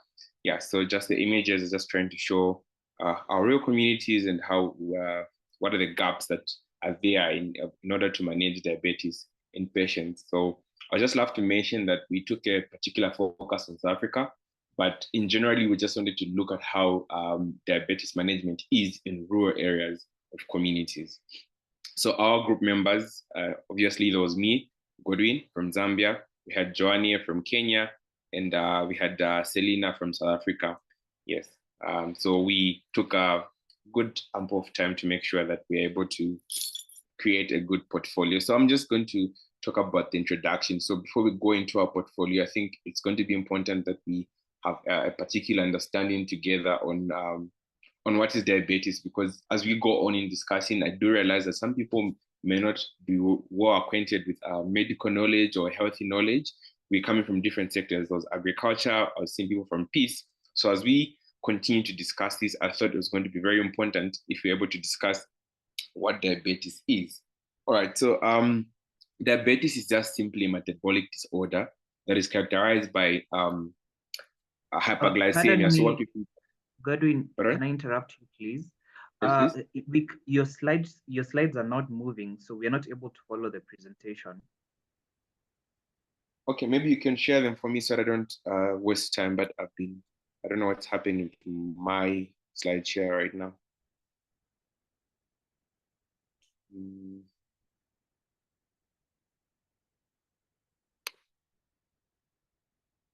Are they moving? They're not? Or they are? Dr. Bondi? Yes, they are. Are they moving? Yes, yes, yes. Please proceed. Okay, so like I was trying to say, diabetes is just what is characterized by hyperglycemia or a lot of blood sugar. In local language, we always say that I have sugar. Okay, so it means that the levels of sugar in your blood are simply elevated. And diabetes can be in two ways. It can be type 1 or type 2. So in your body, you have an insulin that you have an organ called the pancreas that produces insulin. So it is your insulin that helps reduce the blood levels of the sugar levels in your blood. So we have two types of diabetes on a general perspective. You have your type 1, where you have your body produces low insulin, hence the sugar in your blood is constantly elevated. While there's also type 2, where there's resistance. So it means that your body is able to produce insulin, but then your body is resistant to accept the insulin. So it means that your sugar levels continue to be high. But I would love to mention something very important for this presentation. It is the management of diabetes. It is a holistic and multidisciplinary approach. For us to manage diabetes, it is not only depending on the medication that you give the patient, depending on whether they have type 1 or type 2. But what we mean by a holistic approach, it means that there's a clinical perspective in how you manage diabetes, but there's also another side on how you manage diabetes, like lifestyle modification. I would like you guys to know that the management of diabetes is the first step of management of diabetes is actually lifestyle modification. So what we mean by lifestyle modification, we talk about having a good diet, an improved BMI, avoiding certain behaviors like drinking and smoking. Okay. Then after these fail is when we go now to our hypoglycemic agents and insulin medication. So this is a very important concept that we need to keep in the back of our mind. It is a holistic approach that is multidisciplinary. So even when you go to the hospital, it's not only one doctor to see you. You're going to have an ophthalmologist to see your eyes, various doctors of various disciplines. Okay. So what is it that we found? What is our focus of our portfolio? Because you said diabetes is broad. From its management, you've seen how many people are involved. Okay, so our key focus of our portfolio is to address the challenges that are associated with the management of diabetes in rural South Africa. So our objective was to identify the healthy gaps. Okay, we've talked about a holistic approach. So the word holistic means, just like it says in whole, like various aspects. Okay, so we've talked about how there are various aspects to manage diabetes, but how is it being managed in the rural communities? So we're identifying those gaps, okay? Then we're proposing effective solutions, because it is not identifying a challenge alone is not enough to solve a problem. You need to give effective solutions so that you are able to solve the problem. And this is what we're doing. So just a reminder, like I said, that two types of diabetes on a general perspective, type 1 and type 2. Okay, but for our portfolio, we leaned more on diabetes type 2. However, this also proposes a general ideology on how diabetes can be managed regardless of type 1 or type 2. Okay, so what are the problems or opportunities that we came across, as we're trying to put our minds together and understand the management of diabetes in the rural community? What was the problem? What was the opportunity that we pounced on? Okay, so we realized that there's higher prevalence of diabetes in rural communities. Okay, some of it was even undiagnosed. So it meant that patients or people in the rural communities kept on living with diabetes, but were never diagnosed, and there's a higher prevalence. Okay, there's lack of healthy care infrastructure and resources. Okay, hospitals, facilities, healthy personnel, there was that inadequacy. Okay, we also had poor medication. There was lack of medication in most facilities in rural communities. This is a problem or an opportunity that we came across while we're trying to make our portfolio. Okay, so the next thing is, what were our key findings? Okay, what did we find when we went through the research, when we tried to understand more of the management of diabetes in rural communities? What did we find?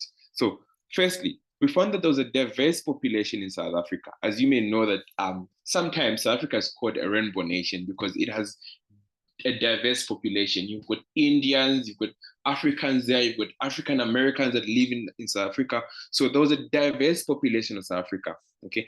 And this also just influenced diabetes prevalence in the place, because we had urbanization. People are moving from rural communities going to town. It's pursuing greener pastures. But also when you look at the cause of diabetes, it is such activities that cause to the contraction of diabetes. Okay, then you talk about healthy diets. You know how people in rural areas have got candies all over their lifestyles, sedentary life. People don't exercise, they sit in their offices. This also just contributed to the rising cases of diabetes in South Africa. And our studies actually suggest that about 60 million people, okay, South Africa has got like a population of 60 million people. And funny enough, about 12% of the population has got diabetes, okay? So we talked about, we also found things like in the healthy care challenges, okay? We talked about how approximately 44% of the population, so out of the 60 million people that we have, 44% of these people live in rural areas, okay? Facing inadequate healthcare services and lack of medication. And then we found that the working age is between 40 to 60, okay? So these key findings were very instrumental when we begin to discuss about our recommendations, okay? So we also found a healthy burden. We found that diabetes is among the top 10 causes of death, okay, with its complications leading to healthcare costs, okay. We found that in 2019, 4.5 million adults were affected, okay. And then we found that, like I said, obesity, when you look at the sedentary lifestyle that people live in urban areas. However, let me remind you that our focus was on rural areas, but I'm just trying to show you what are our findings that we found as we're trying to understand more of the problems that were there. Okay, I think I mentioned this earlier that we had about 12% of the population is diabetic. And then we found that there was an interconnected health threat. So we found that diabetes alone is not one of the leading, is not one of the major problems they have. Okay, they have other problems in the health sector that included hypertension, they had TB and HIV. Okay, so these other threats also just contribute to the worsening management of diabetic patients in rural communities, because you realize that diabetes is not the only threat that they have in their communities. They have all these chronic conditions that people in the communities are living with. So it means that it puts an extra burden, like the previous point is saying, there's an extra burden on the healthy care, because there are a number of threats in the community that they have to care for. Hence, in the end, diabetic management is on the lesser side. Okay, then we talked about how that the government has tried, despite various efforts, to make sure that there's management of diabetes, but still their efforts are not enough. There remains a gap in the infrastructure and just a significant socio-economic status that is in South Africa that makes the whole management of diabetes in rural communities a struggle. So just another emphasis that I would love to put, the historical overview. So here when we talk about the historical overview, we all know how apartheid was in South Africa. While many may argue, but its impact is still evident today. So one of the things that we found in our health portfolio is that even the historical overview has contributed to an equal health care distribution, okay, from apartheid, because you know that you may want to know, or you may wish to know, that some areas are modernized because that's where white people lived, okay, during apartheid. So it meant even after the apartheid was done, you realize that some communities continue to struggle because this is where Black people lived, okay, while the places where white people lived today are more urban. So it means that the distribution of healthcare is unequal, okay, because those places remain underdeveloped while those places that were already developed continue to thrive. And this is why the management of diabetes in rural communities is a struggle in South Africa. Okay, so what are some of the solutions? Like I said earlier on, it's not enough to identify a challenge, but also providing solutions. And I would love to state that you cannot provide a tactical recommendation, you cannot provide a tactical solution to a human problem. You need to make sure it's an effective solution, it's an effective recommendation, because humans are not mathematical. It's a real life situation, and humans are unpredictable sometimes. So what are some of the recommendations and solutions that we have? So we're going to talk about strengthening primary healthcare system. So what we mean by primary healthcare, it is it is a service that you get whenever you visit. The first contact you have with your doctor. If today you get sick, your primary health care is to make sure that there's a hospital, there's a clinic near you that you can go for you to get diagnosed and at least know the management of your condition. That's primary health care. But then remember, we've talked about how, so you know how this is going back to our challenges. We said that there was lack of infrastructure. Infrastructure is one of the key components that you find in our primary health care. So our recommendation was strengthening of primary health care systems, such as early detection. In my introduction, I said some of the cases in the rural communities go undetected. So if you strengthen the primary healthcare system, you're going to have early detection. And you may wish to know that diabetes is a very manageable condition, that people can live up to 80 years if they're well managed with their blood sugar level. But because there's late detection and the complications of diabetes have already kicked in, this is what causes the morbidity of diabetes to increase in rural communities. So our first recommendation is to strengthen the primary healthcare systems such as early detection. Early detection means there's early management, there's early intervention. Then when there's early intervention, then you can increase the lifespan of people living diabetes, hence reducing the morbidity and mortality that are related to diabetes. Okay. Number two, we talked about expanding the family-centered care models in rural communities. Remember in my introduction, I talked about how the management of diabetes is not only in one approach, but it is holistic, okay? The treatment alone is not enough. You need more aspects for you to manage diabetes. I talked about lifestyle modifications. So under lifestyle modifications, this is why the involvement of the community and the family comes in. So what we mean by family-centered care models in the rural community, when people are diagnosed with diabetes, okay, some people think it is the end of the world. This is why you need the family-centered models, okay, so that they're able to care for the patient. In an event that the patient forgets to take the medication, there are family members that can be there to help and support this patient, okay, because they understand the disease, they understand the condition that the patient is having. So even in helping them recover in their management, this is going to be very helpful because they're not alone to do this, okay? I don't know if you've understood my concept, but we're just talking about expanding the family-centered care models, involving the family in the management of diabetes, involving the community so that they're part and parcel in the holistic approach. And then we talked about promoting healthy lifestyles through community programs. Remember, my key focus word today is the word holistic, okay? The various aspects that you need. So communities are being brought closer to the management of diabetes because diabetes cannot be managed alone in the hospital. So lifestyle modifications. I'm sure you've seen aerobics these days. It is a common thing that now companies are endorsing having aerobics on particular days of the month, particular days of the week.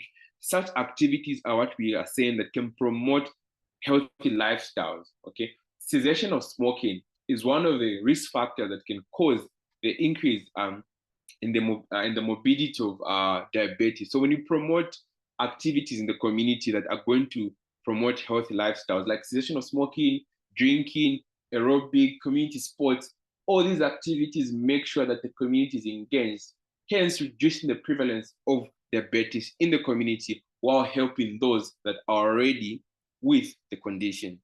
Okay, so we talked about training healthcare workers on diabetes care.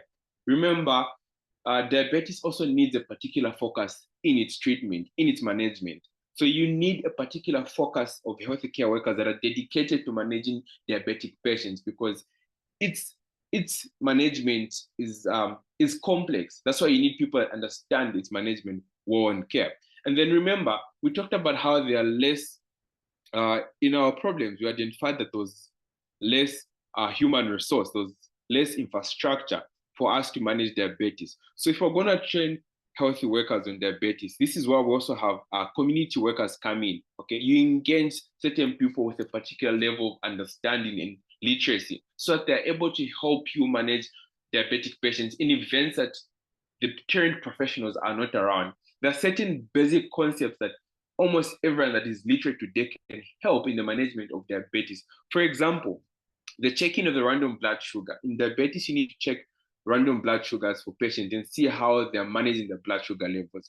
This is something that someone that is literate enough can do because it is not really an invasive procedure. It is not a complex procedure, but these are small things that can help okay, in the management of diabetes. So when you promote healthcare workers in our communities, they can take up the small nitty-gritties that can help in the long run of diabetes while we're looking for what is going to be a long-term solution, all right?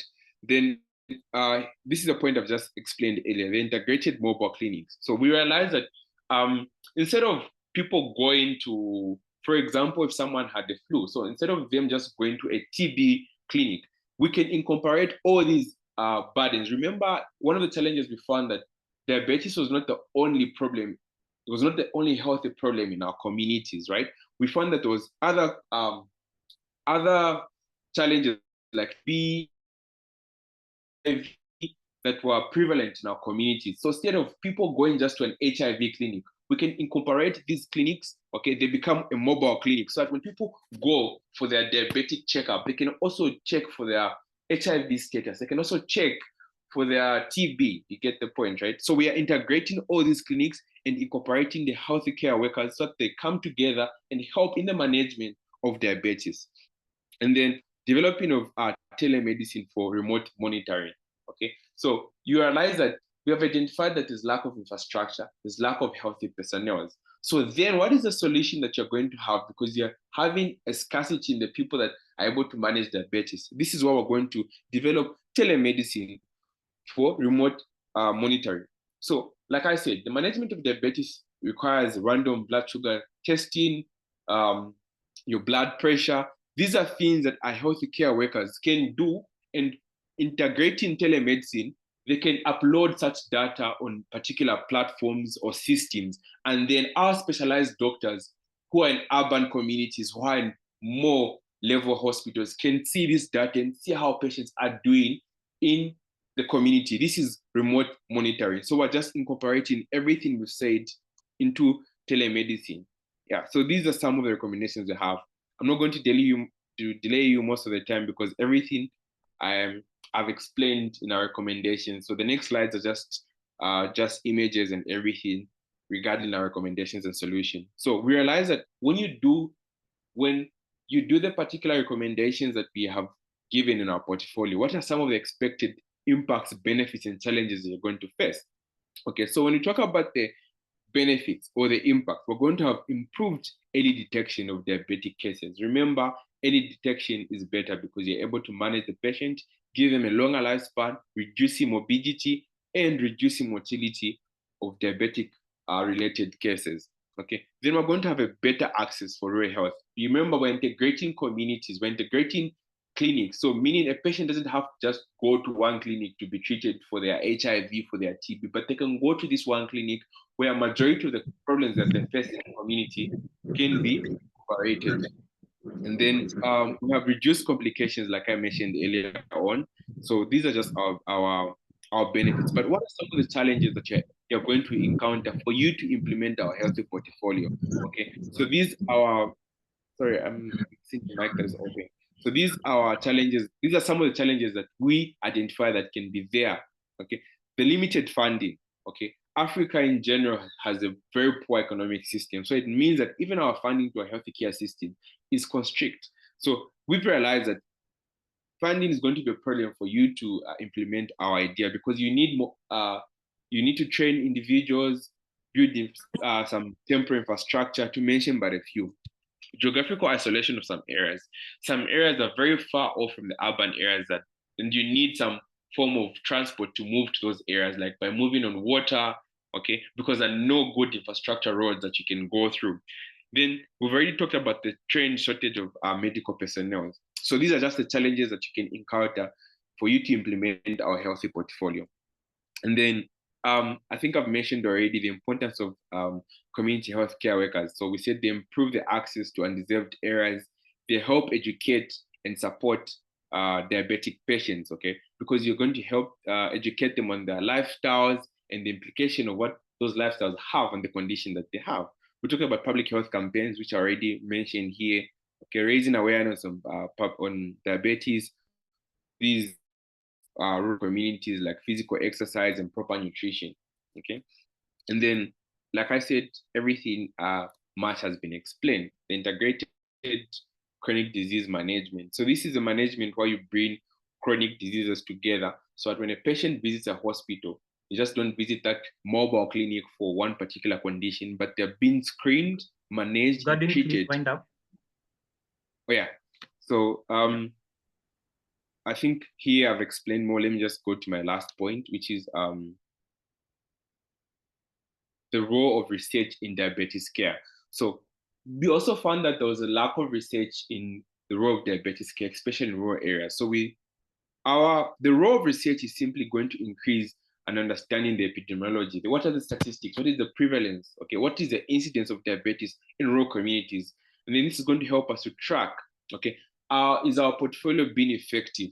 Are there any other interventions that we can put in? All this will come from the role of research in diabetes care. Okay, we're also going to address the social determinants of diabetes in targeted areas. So we're going to improve data collection. Then we're going to use the data to form future policies and decisions after we have done our well-tracked research. So I think everything else that was behind here, I've explained. But what is our conclusion? So our conclusion is urgent need for focused diabetes care in rural communities because some cases go undiagnosed. And this is another burden and problem to the healthy care. Okay, there's need of strengthening the infrastructure to address certain gaps that have arisen in our healthy portfolio. Then we need to commit to long-term interventions for better outcomes. As much as our recommendation can help mitigate the short-term shortfalls, but we need to commit to a long-term that will make sure that we do not have such a problem again. Okay, so health equity is crucial for us to manage diabetes. Addressing rural health care challenges can improve the outcome and working together for a healthier South Africa. This is our final thought. So thank you very much. My name is Wagwadin Chiluka and I'm from the healthy sector representing my group. Thank you. Thank you so much, Godwin, for the insightful presentation. I do appreciate the depth of diabetes in Africa, especially right now as we battle with infectious diseases. These non-communicable diseases are also coming up. So thank you so much for that presentation. So for the remaining two groups, I'll kindly request that we adhere to the 10 minutes that I have allocated so that we can be able to wind up the session in good time. So I'm going to request the education sector group to present next. So Mark, should I share my screen or you're going to share it from your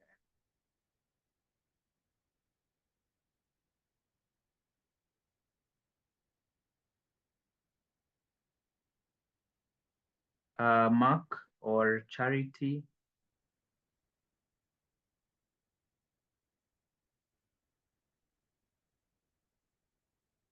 Hi, I'm Dr. Bundi. I will be the one presenting for my group. I think Mark said he submitted the presentation slides already.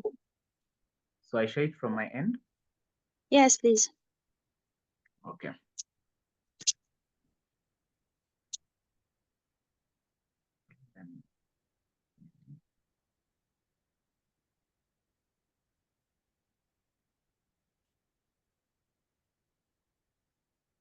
Esther, 10 minutes, please. Okay, no problem at all. Hi, good afternoon, everyone. My name is Esther Moye, and I'm from the education sector. And I will be presenting on the topic evaluating the role of community involvement in enhancing educational quality and access in rural Kenya, a case study approach. So please, Dr. Bundi, can you help me with the next slide, please? Okay, I and my team members are John Buri from Kenya, Mark Andeje from Kenya, and Charity Tenga from Malawi. Thank you. Please, the next slide. So the introduction. We all know that in 21st century, education has always been very essential for personal growth beyond anything concerning societal advancement. It also serves as the cornerstone for most individual development and empowerment. But while global education initiatives have continued to improve access, rural Kenya remains underserved. And even through the free primary education has increased enrollment, it did not resolve issues of education quality and student retention in rural areas. The gap between access and quality in rural areas to urban areas is critical because these students are actually at the risk of being left behind their peers. Historical development demonstrates that community involvement has always been a critical factor in the success of rural education in Kenya. And the challenge now is how to revive and expand this opportunity to ensure sustainability and quality. Dr. Buni, please can you help me with the opportunity slide? Thank you.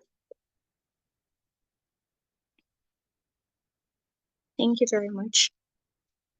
So rural education in Kenya, like I said earlier, faces persistent challenges, and one of our key findings is actually the infrastructure deficit. According to the Ministry of Education in Kenya in 2020, 46% of rural schools lack basic facilities such as proper schools, classroom, and library. And also another report by KUPPET in 2021 said there was like a teachers shortages in Kenya, with 70 students facing at least one teacher, which is actually a 35% presence of qualified teachers in rural community schools in Kenya. Also, in 2020, Wezo said they were reported that there were limited learning resources in schools in rural Kenya, with 40% of rural schools having sufficient textbooks. Also, another report on socio-economic barriers, which includes poverty, labor, and cultural attitudes, show that girls in rural communities in Kenya actually face gender roles, particularly favoring marriage. These challenges also present an opportunity to rethink how rural education systems can be supported. Also actually promotes greater community involvement, that schools can be better equipped to handle their challenges in ways that are sustainable and even locally appropriate. So Dr. Bundi, please can you help me with the background slide? Thank you very much. So I will be taking us through the background of rural education in Kenya. Of course, the era of education was ushered in by the colonial period. And so these actually played a key role in establishing schools that often relied on local communities to provide labor, land, and materials. Post-independence, in 1963, Kenya adopted the Arabian movement, which is the put together, which encouraged communities to even contribute to nation-building efforts, particularly in education. And then in the 1980s and 90s, the structural adjustment programs came in, and this led to reduced government spending on education, placing a greater burden on communities. There's a Nigerian saying that said, "Ego go be careful, na express to go." It actually wants to be forewarned is to be forearmed. And then in 2003, the free primary education came in, which was aimed to eliminate tuition fees and increase access to education. Why this saw an ocean in of student enrollment, there was still a lapse because there was not enough communities in this, and there was not enough amenities to actually address the growing demand. And what are the impacts of this historical development? Demonstrates that still community involvement is still a critical factor in the success of rural education in Kenya. And the challenge now is to revive and expand these efforts to ensure sustainability and quality. So please, if you don't mind, Dr. Bundi, the next slide, thank you very much. Our solutions and recommendations, the proposed solutions enhance this community involvement in rural education in Kenya. The first one would be empowering school management committees. And this could include capacity building workshops that could organize regular training workshops for SMC members. Also on the job mentorship, peer experience SMC members from the urban or better performing schools with the members of these rural schools. And incentive for participation, create incentive for active and effective participation. I'm currently an advocate for the Girl Up organization. Is an international organization, and they started a new initiative last month, the first free virtual school in Kenya, and I'm actually volunteering as a teacher there. So that's a good incentive for participation in rural schools in Kenya, even if this initiative is actually targeted particularly at girls in rural communities in Kenya. So the next one is public-private partnerships. Of course, target partnership with local businesses, engage local businesses, collaborate with NGOs like the Shining Hope for Communities, community investment models, encourage community-based businesses to invest a portion of their profits into local schools through shared initiative. Another is the Straightening School Feeding Initiative. Of course, who wants to learn in a on a hungry stomach? Local agricultural partnership could help with this. Collaborate with local farmers to supply food for school meals, community-led kitchens. Currently in Sudan, one of the most popular initiative is the Sudan Kitchen. And that is actually funded by UNICEF and in not only even war-torn communities in Sudan. And this actually feeds a lot of children and women during the current situation in Sudan. So the government and NGO support is also very important. Work with NGOs like the World Food Program. And the next analysis is leveraging technology in education.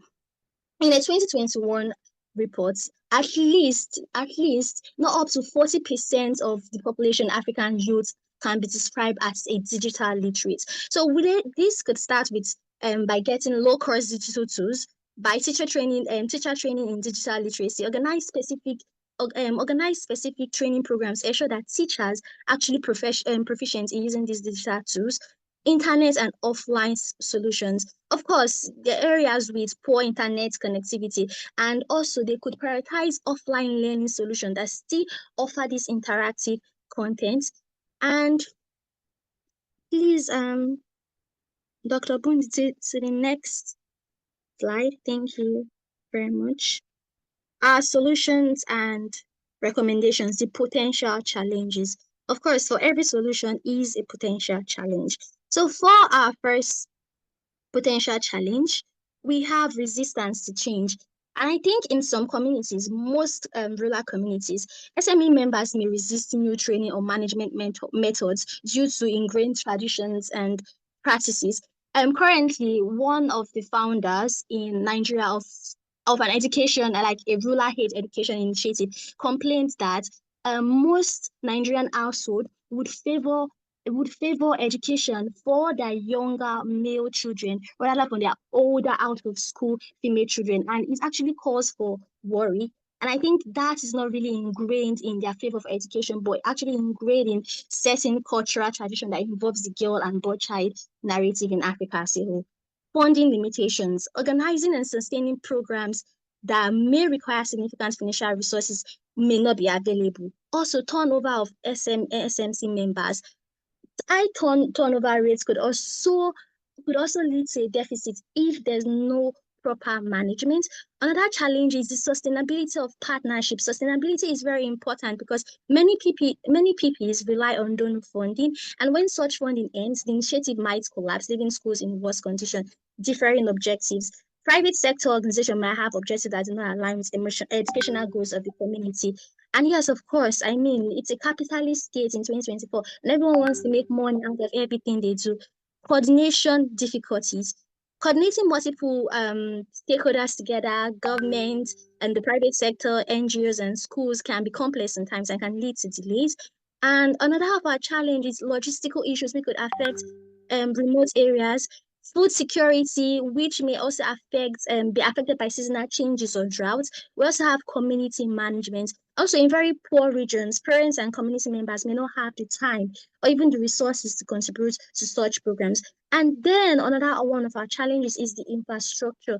I mean, rural areas often lack reliable electricity or even internet access, even some urban areas, even currently in Africa. So this could even limit the effectiveness of tech-based learning, digital literacy. Of course, some teachers may not even have the limited familiarity with some technological advancements, and this even require another level of significant training for these teachers who will be impacting knowledge on these students.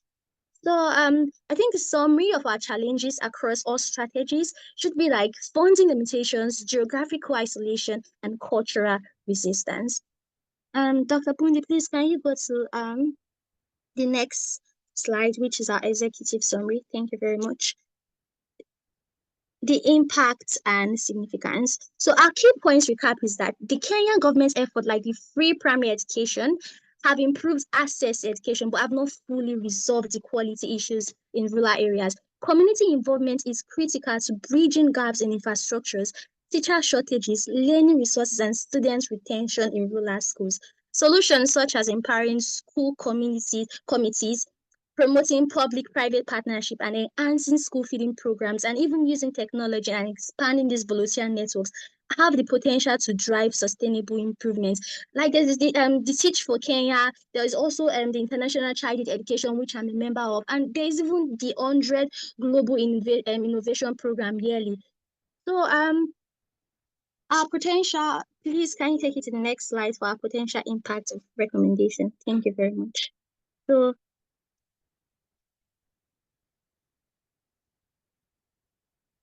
our conclusion goes that in empowering rural communities in Kenya will also be enhancing the quality of education in these rural economies and these rural communities in Kenya.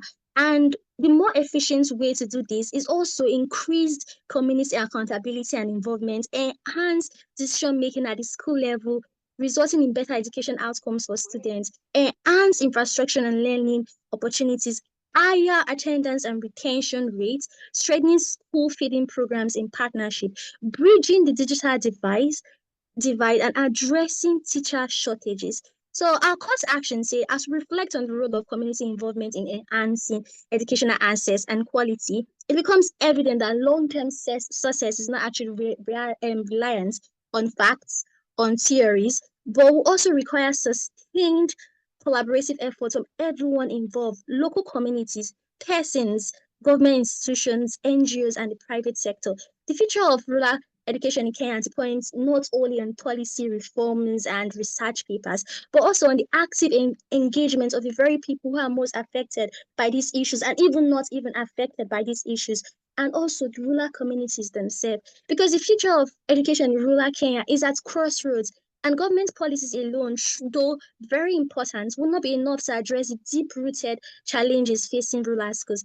Now, more than ever, rural communities must rise to the challenge by taking ownership of their schools and actively participating in the creation of a better future for their children. So, to the community leaders, mobilize your local resources, whether financial, human, or material. To parents, your involvement is definitely very critical, especially for educational foundations. To the private sector and NGOs, we have to look beyond our immediate needs and beyond our immediate environment. To the government, of course, continue to support policies that promote free and equitable access to education, and also invest in training local communities to management and sustain these schools rather than creating cases for politicians. Also, decentralized decision-making will lead to a more responsive and effective educational system in rural Kenya communities. Thank you very much. So I would be going to our next slide, Dr. Bunzi. Thank you very much. Here is a very famous Spider-Man meme of me, of John, Charity, Mark, and myself, where it reads, "When the future of Africa's education is in your course." So I remember the first time before we started our research and our writing for this portfolio, we were very particular of picking a particular country of focus as instructed by the program. And it was really exciting because we're all from different countries and we had to pick a particular reason why we picked a particular country, and we came down to Kenya. So I would like to quote something that Ivan Pavlov said, and something that is really peculiar to our team, is that we do not want to be a mere recorder of facts, but also want to try to penetrate the mystery of their origin, and which is something we've done.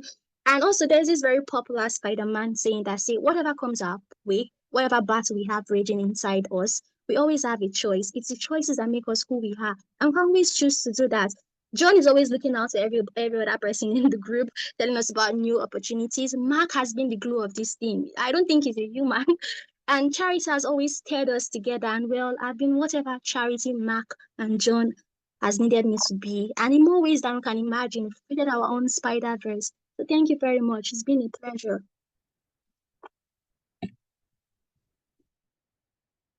That's such an interesting end to the education sector group. Thank you for making me laugh. And thank you for such an interesting findings. I liked how you summarized the group dynamics for the education sector group. So Haruna, are you ready? Or Setim, any member of the agriculture sector? Yes, Okay. Can you see my screen? It's loading, should come up shortly.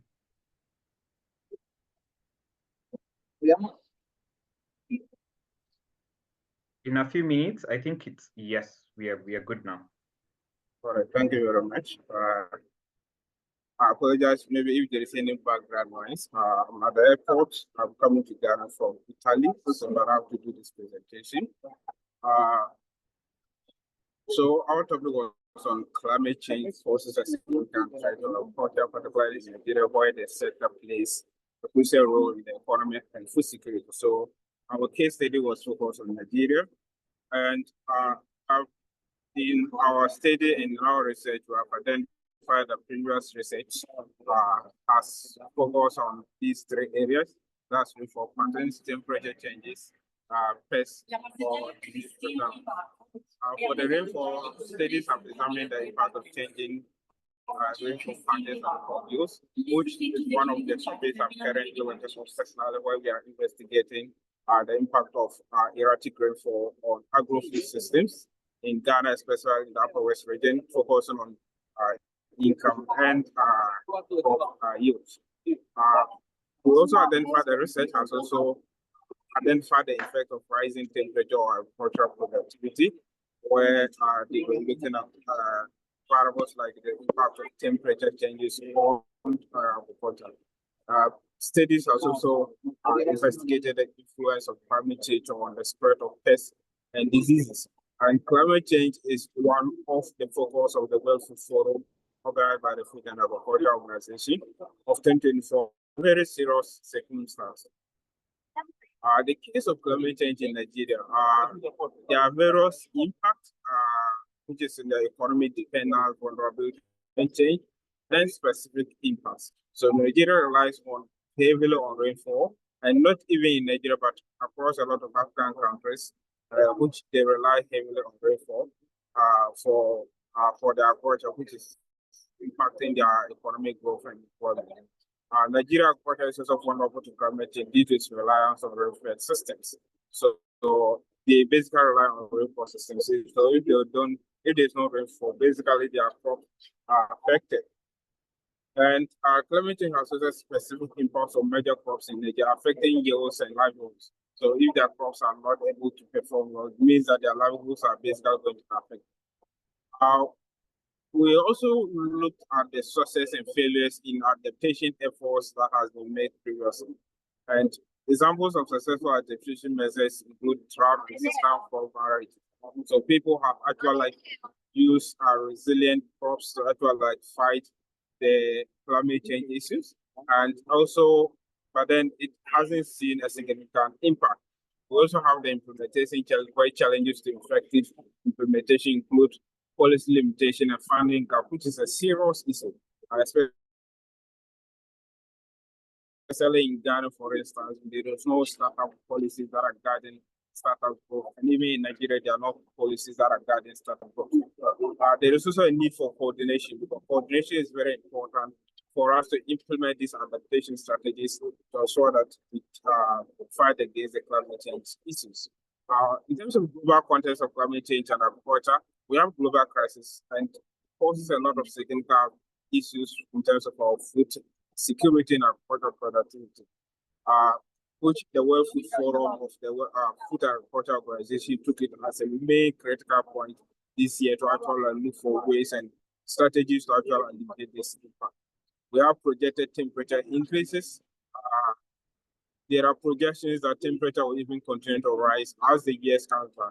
And here's the case that the ESG, which most of the targets is set to 2030, are trying to actually reduce temperature. But here's the case that temperatures are projected to be increasing.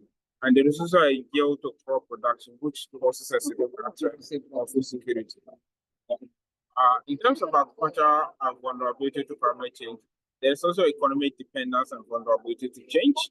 Because Africa relies heavily on agriculture, because agriculture employs about 70% of Nigerians and even contributes 20% to some of the African countries like Ghana.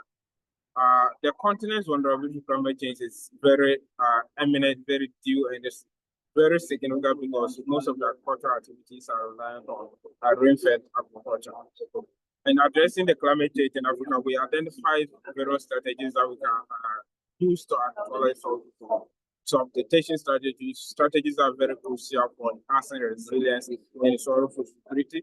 Climate smart agriculture, where practices can improve water management, maybe installation of irrigation systems that will actually improve the agriculture system and help us fight against climate change. Nigeria climate change response. Climate change in Nigeria has actually impacted the agriculture system, specific on for major crops like maize, peanut, and a lot of crops that are affected in Nigeria. It is therefore imperative for us to actually conduct serious develop strategies and solutions, and ensure that we engage community to implement these strategies. We are proposing a resilient crop varieties, agricultural biotechnology, and climate smart technology for Nigeria to actually solve this problem, even in Africa at large. Our OPs call for agents addressing of climate change issues in Africa, especially in Nigeria. Coordination effort where government and private sector and communities must work together because collaboration and coordination is very important for a successful implementation of this strategy. And climate change research policy reform international cooperation access. Thank you very much.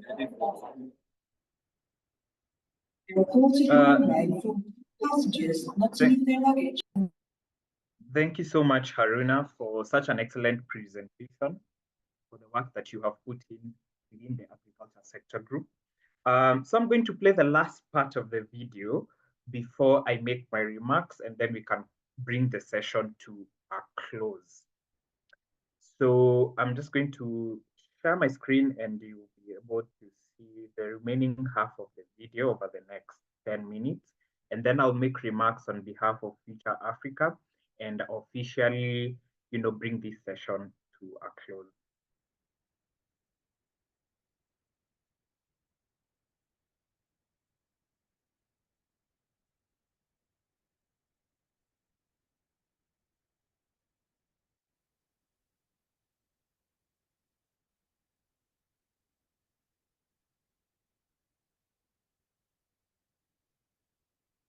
And I'm based in Nairobi, Kenya.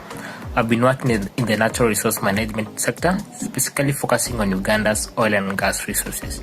Being part of the Future Africa Scholar Program 2024, I've had the privilege of joining other dynamic Pan-African cohort of changemakers to develop evidence-based solutions for silent issues affecting Africa as a continent. Having been part of this program, I'm walking away with 3 key takeaways.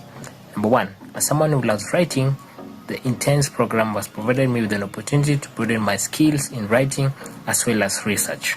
Number 2, the program has ignited my existing interest on matters African development, whereby I've been able to conduct research on various issues affecting different African countries such as Kenya, Nigeria, and Uganda. Lastly, the program has given me the opportunity to connect with different young leaders from different parts of the continent and to get to understand their different perspective on various issues affecting Africa.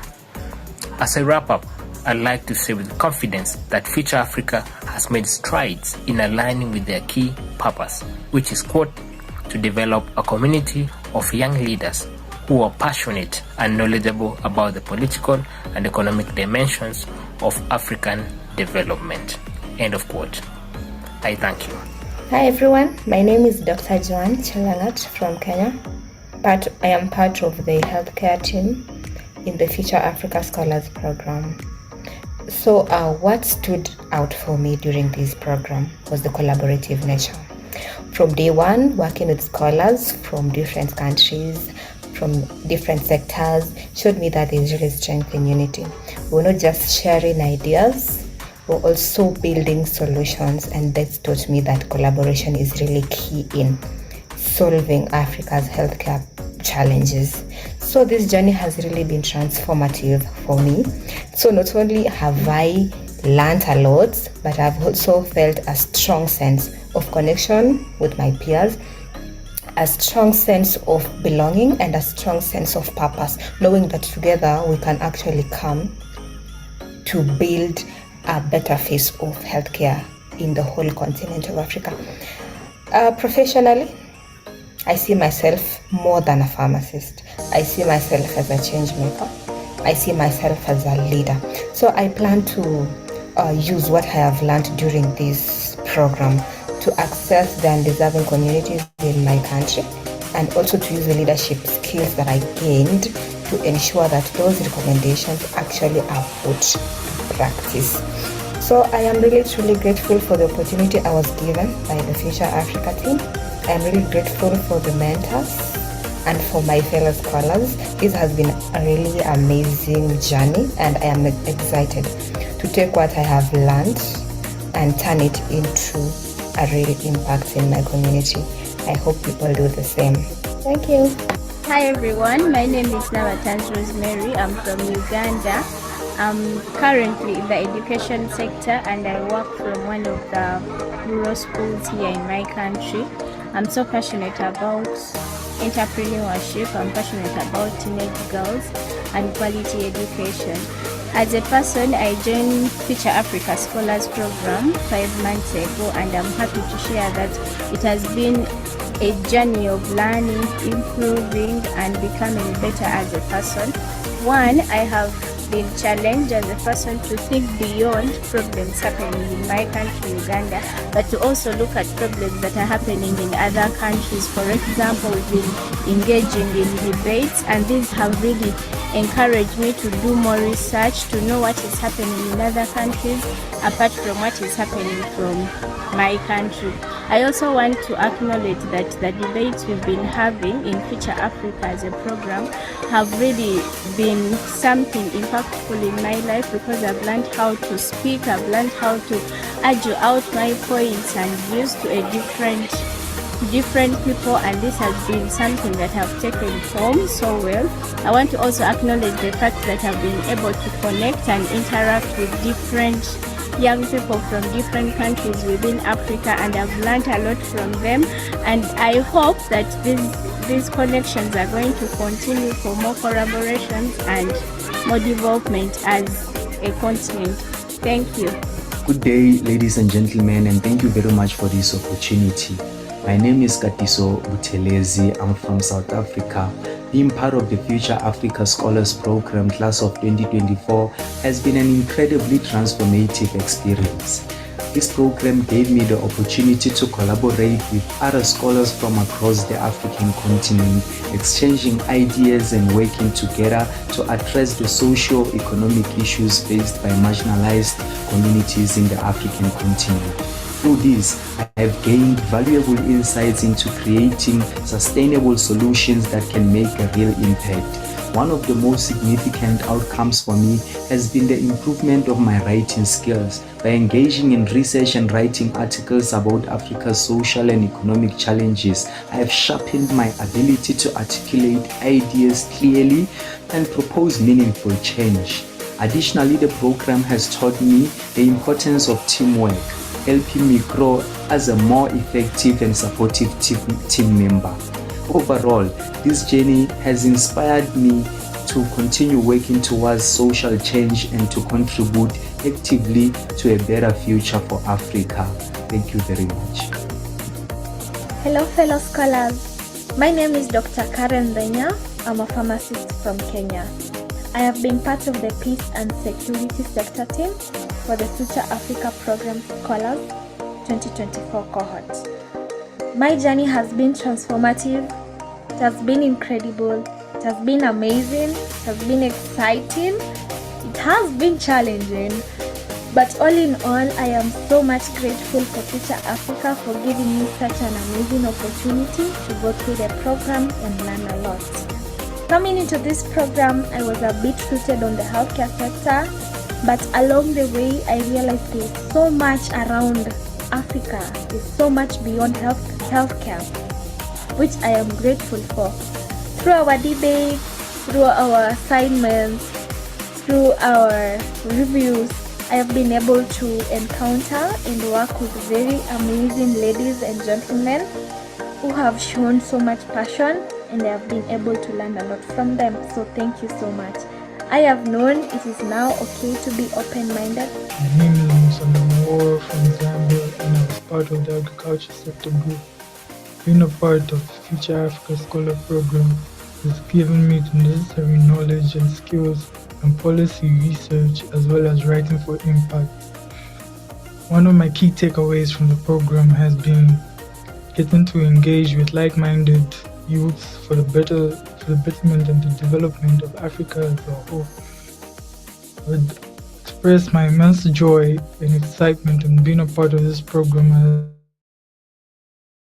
as it has helped me gain valuable skills that I never had before, and it's greatly aligned with my future goals of being an effective leader in not just my community or country, but in Zambia as a whole. Hello everyone, my name is John Obure, and I am from Kenya. I am one of the Future Africa Scholars Program 2024.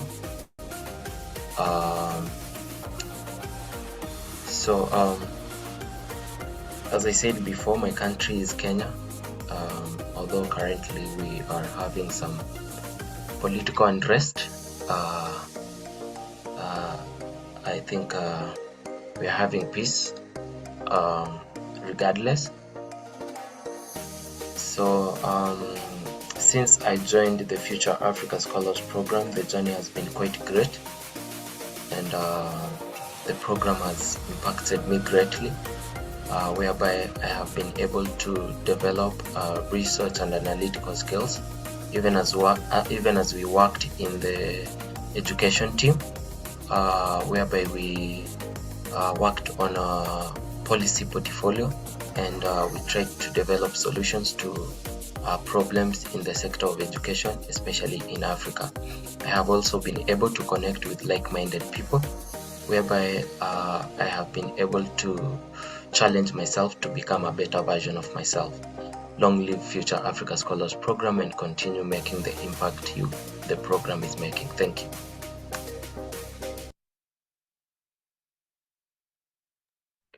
Okay, thank you so much to all who shared their views. I hope you have enjoyed listening to yourselves. It's not a very pleasant thing to do. Yes, long live Nelson, long live. And when I heard Selina talking about, when I heard Selina talking in her native, You know that sometimes if you wake up and you're doing nothing to be tired. Yes. Setting, please mute your mic. When I heard Selina talking in her native language, I was reminded of one of our communities here in Kenya called the Luya community. It was very, very similar. So that is very interesting. So I'm going to give my team members an opportunity to give their remarks. My team members who are present, that's Dr. Blessings and Faith. So we're going to start with Dr. Blessings and then Faith.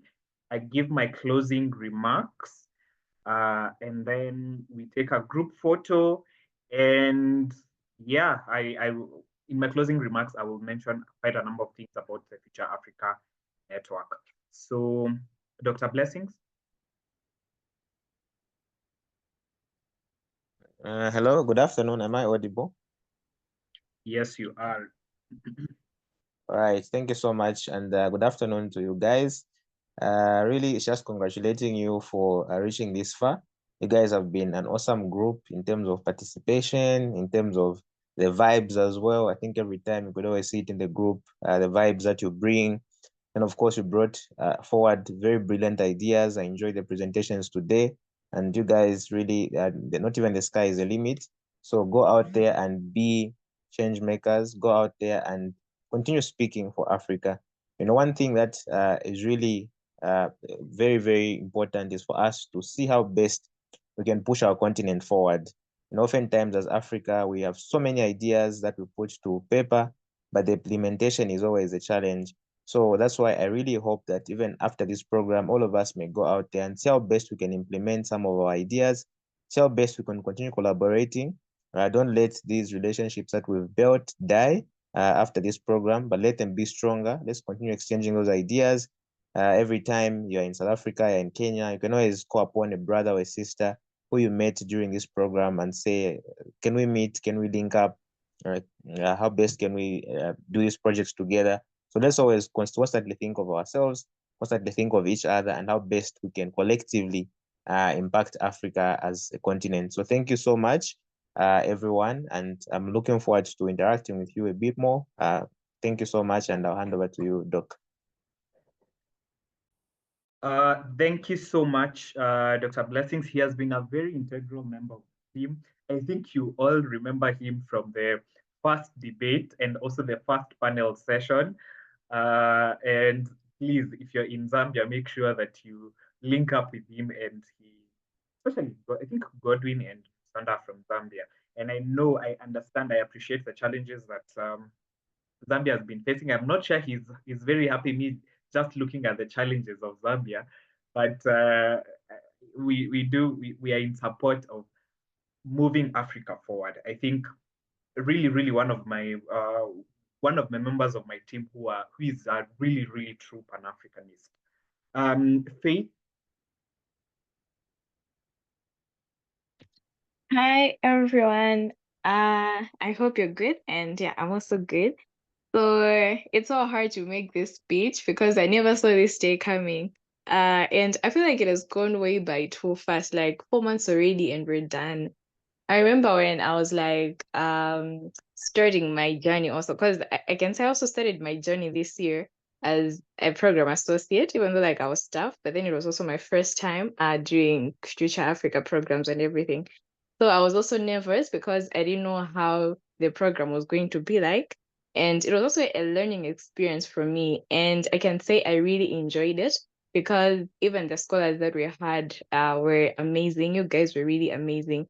And how you were able to pull out, for instance, the policy portfolio in 4 months, writing a whole document, doing research with people who are not in the same area, just doing online discussions and everything. That was really brilliant and amazing. And yeah, personally, I'm so proud of you. And this should just like show you that you're capable of doing anything in this life. Because if you're able to pull out this, know that you can be able to achieve more in this life to make our continent a better continent. Because yeah, as Dr. said, I think it's been a long time whereby Africa is looked down upon and yeah, things like that.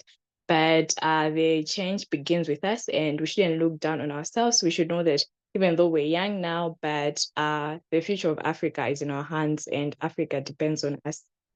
So yeah, congratulations to everyone, and we'll surely miss you guys and the Saturday sessions and everything, but I'm looking forward to still collaborate with you and the alumni platform and all the platforms that we have. But yeah, congratulations and thank you so much.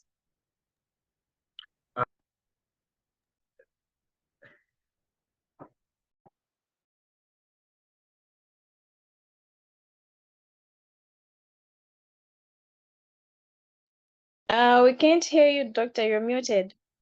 Oh, sorry about that.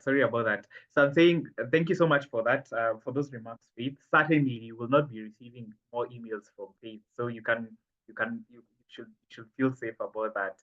So I wrote something small today in the morning. I was thinking, what am I going to tell you people as you leave? It's a very emotional moment for me as well, as I just juggle with what an amazing and transformative journey this has been for you and for me as well. And I wrote a few remarks. I'm just going to read verbatim. And I think when you began this journey 5 months ago, it all seemed like it would never end. I mean, when I told you to write, yes, actually that's what I was going to refer to. When I told you to write a letter to your future self, I am not sure you thought it would happen so fast. It has also happened so fast for me as well. And you are immediately thrust into writing articles, debates, and engaging in discourses on issues affecting the African continent, which I think was a new experience for a majority of the scholars. So I recall particularly going through your second assignment that required a lot of introspection, a lot of inner work. And I knew something transformational was happening because, when I was interacting with that, I could see, you're getting to understand yourself, your personality, because those are very important even as a leader, as you try to make change on the African continent. Fast forward, you are placed in different sectors, with different people from different countries, with different time zones. Some countries, which I will not mention, are undergoing load shedding. So they can't, they're not able to fully cooperate, and they look like, they are lagging behind. But I'm glad that you are able to come to an understanding and appreciate the different contexts within which we operate from African. And you are challenged to work on a policy portfolio. And I'm so glad that all the groups have been able to complete and look at very many issues that create inclusivity in the African continent. And during our reflective session a few weeks ago, I appreciated how challenging all this was and how you navigating being from different African countries with different perspective and still acing it.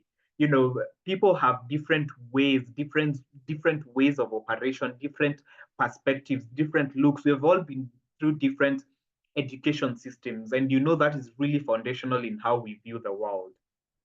And I am proud of all of you. I am proud of your resilience, and I am proud of your hard work. Now, as you become members of the Future Africa Network, I only have one challenge for you. I hope you will capitalize on the connections you have made here to grow with each other, to learn from one another, and to challenge each other. Let that community that you have created within that WhatsApp group just not be that. Let's share opportunities. Let's grow. Reach out to your sector group members every once in a while to know how are you faring, how are you doing. On my end, I will try to do that, but also for you on an individual level. I'll give you the same story that I gave you at the beginning of this program. When my first time in Kigali, Rwanda, when I landed there, I do not know French, unfortunately, and a majority of the population speaks French. So how did I navigate being in that environment? I do not lie to you, I literally called a scholar who we were working with in the healthcare sector group last year. And he was able to just help me to, even though he was not within the capital, he was able to help me to navigate around the city and to, just get accommodation and all of those things. So it's very important that you keep this connection so that when you go in other African countries, you're like, I'm in South Africa, I can reach out to Selina, I can reach out to Katiso, etc.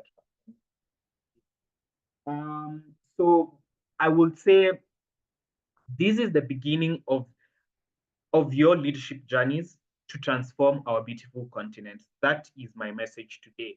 And I wish you the very best as you go out there with the skills that you have gained. I look forward to a majority of you actually publishing the policy portfolios that you have been working on. And from Future Africa, I say congratulations. And we are very, very proud of you. The Scholars Program is not anything without the actual scholars. So really, thank you for being resilient. Thank you for always showing up. And thank you for putting in the work to come this far. And without further ado, unless anyone has anything to say, first of all, apologies from Antaranya here to drop off from the call because of an emergency. But without further ado, I'd like to officially welcome you to the Future Africa Network. And just to say to make just one announcement, I know you're used to announcements every time concerning your certificates because I know that's a concern. So we are still carrying on with the audit, and we will be issuing the certificates before the end of the week. So if there are no further remarks, I'm going to request us to, put on our video, and then we can take a group photo, which we will share on our social media platforms.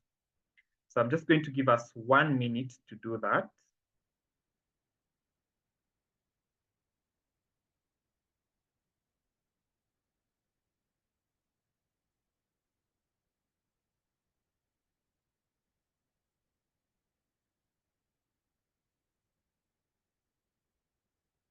Let's cooperate so that we finish on time, on good time.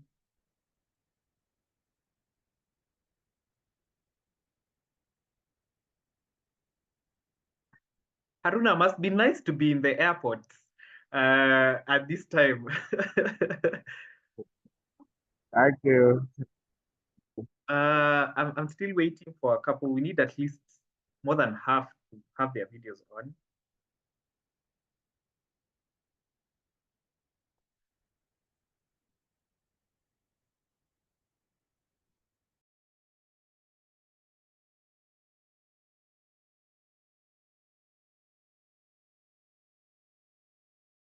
I'll now start calling you by your names. John, Mame. Oh, and I would like to appreciate actually Askola. When I was looking at the attendance, I would like to appreciate Sarabel. Sarabel has 100% attendance. I don't think there's any other scholar who's achieved that feat.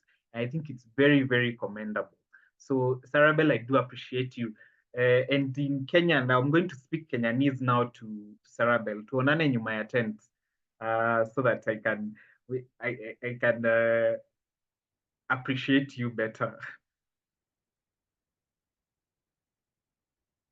Okay, so I'm still waiting on Karen. I'm still waiting on Sarabel. Wonderful.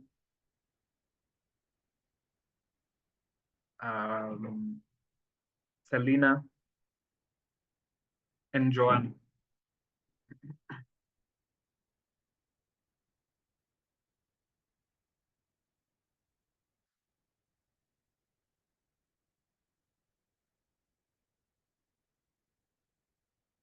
If you're not in a position to put on your video, you can just inform me so that we get things going.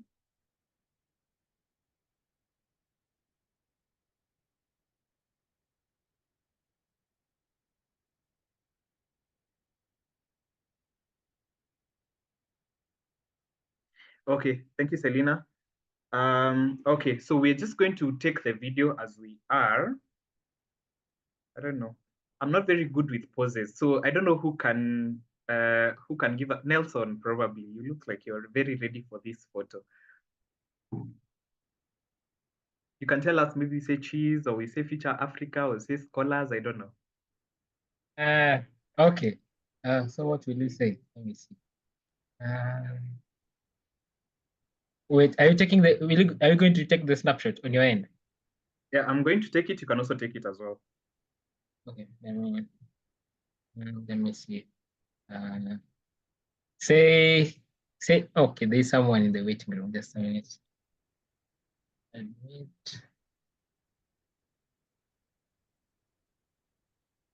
Yeah, I think she's here now.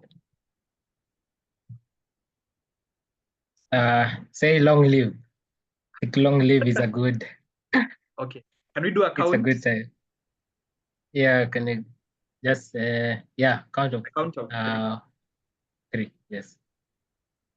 So 1, 2, 3. Long live. Long live. Okay, so I've taken a couple of snaps, and then you can, yeah, I think that is all. Thank you so much, and I do wish you the very best in your future endeavors, and keep in touch. Let's stay in touch, and let's move Africa forward. Congratulations to you all. Thank you. So I'm going to plug you with my playlist again, and then you are free to leave at your own pleasure.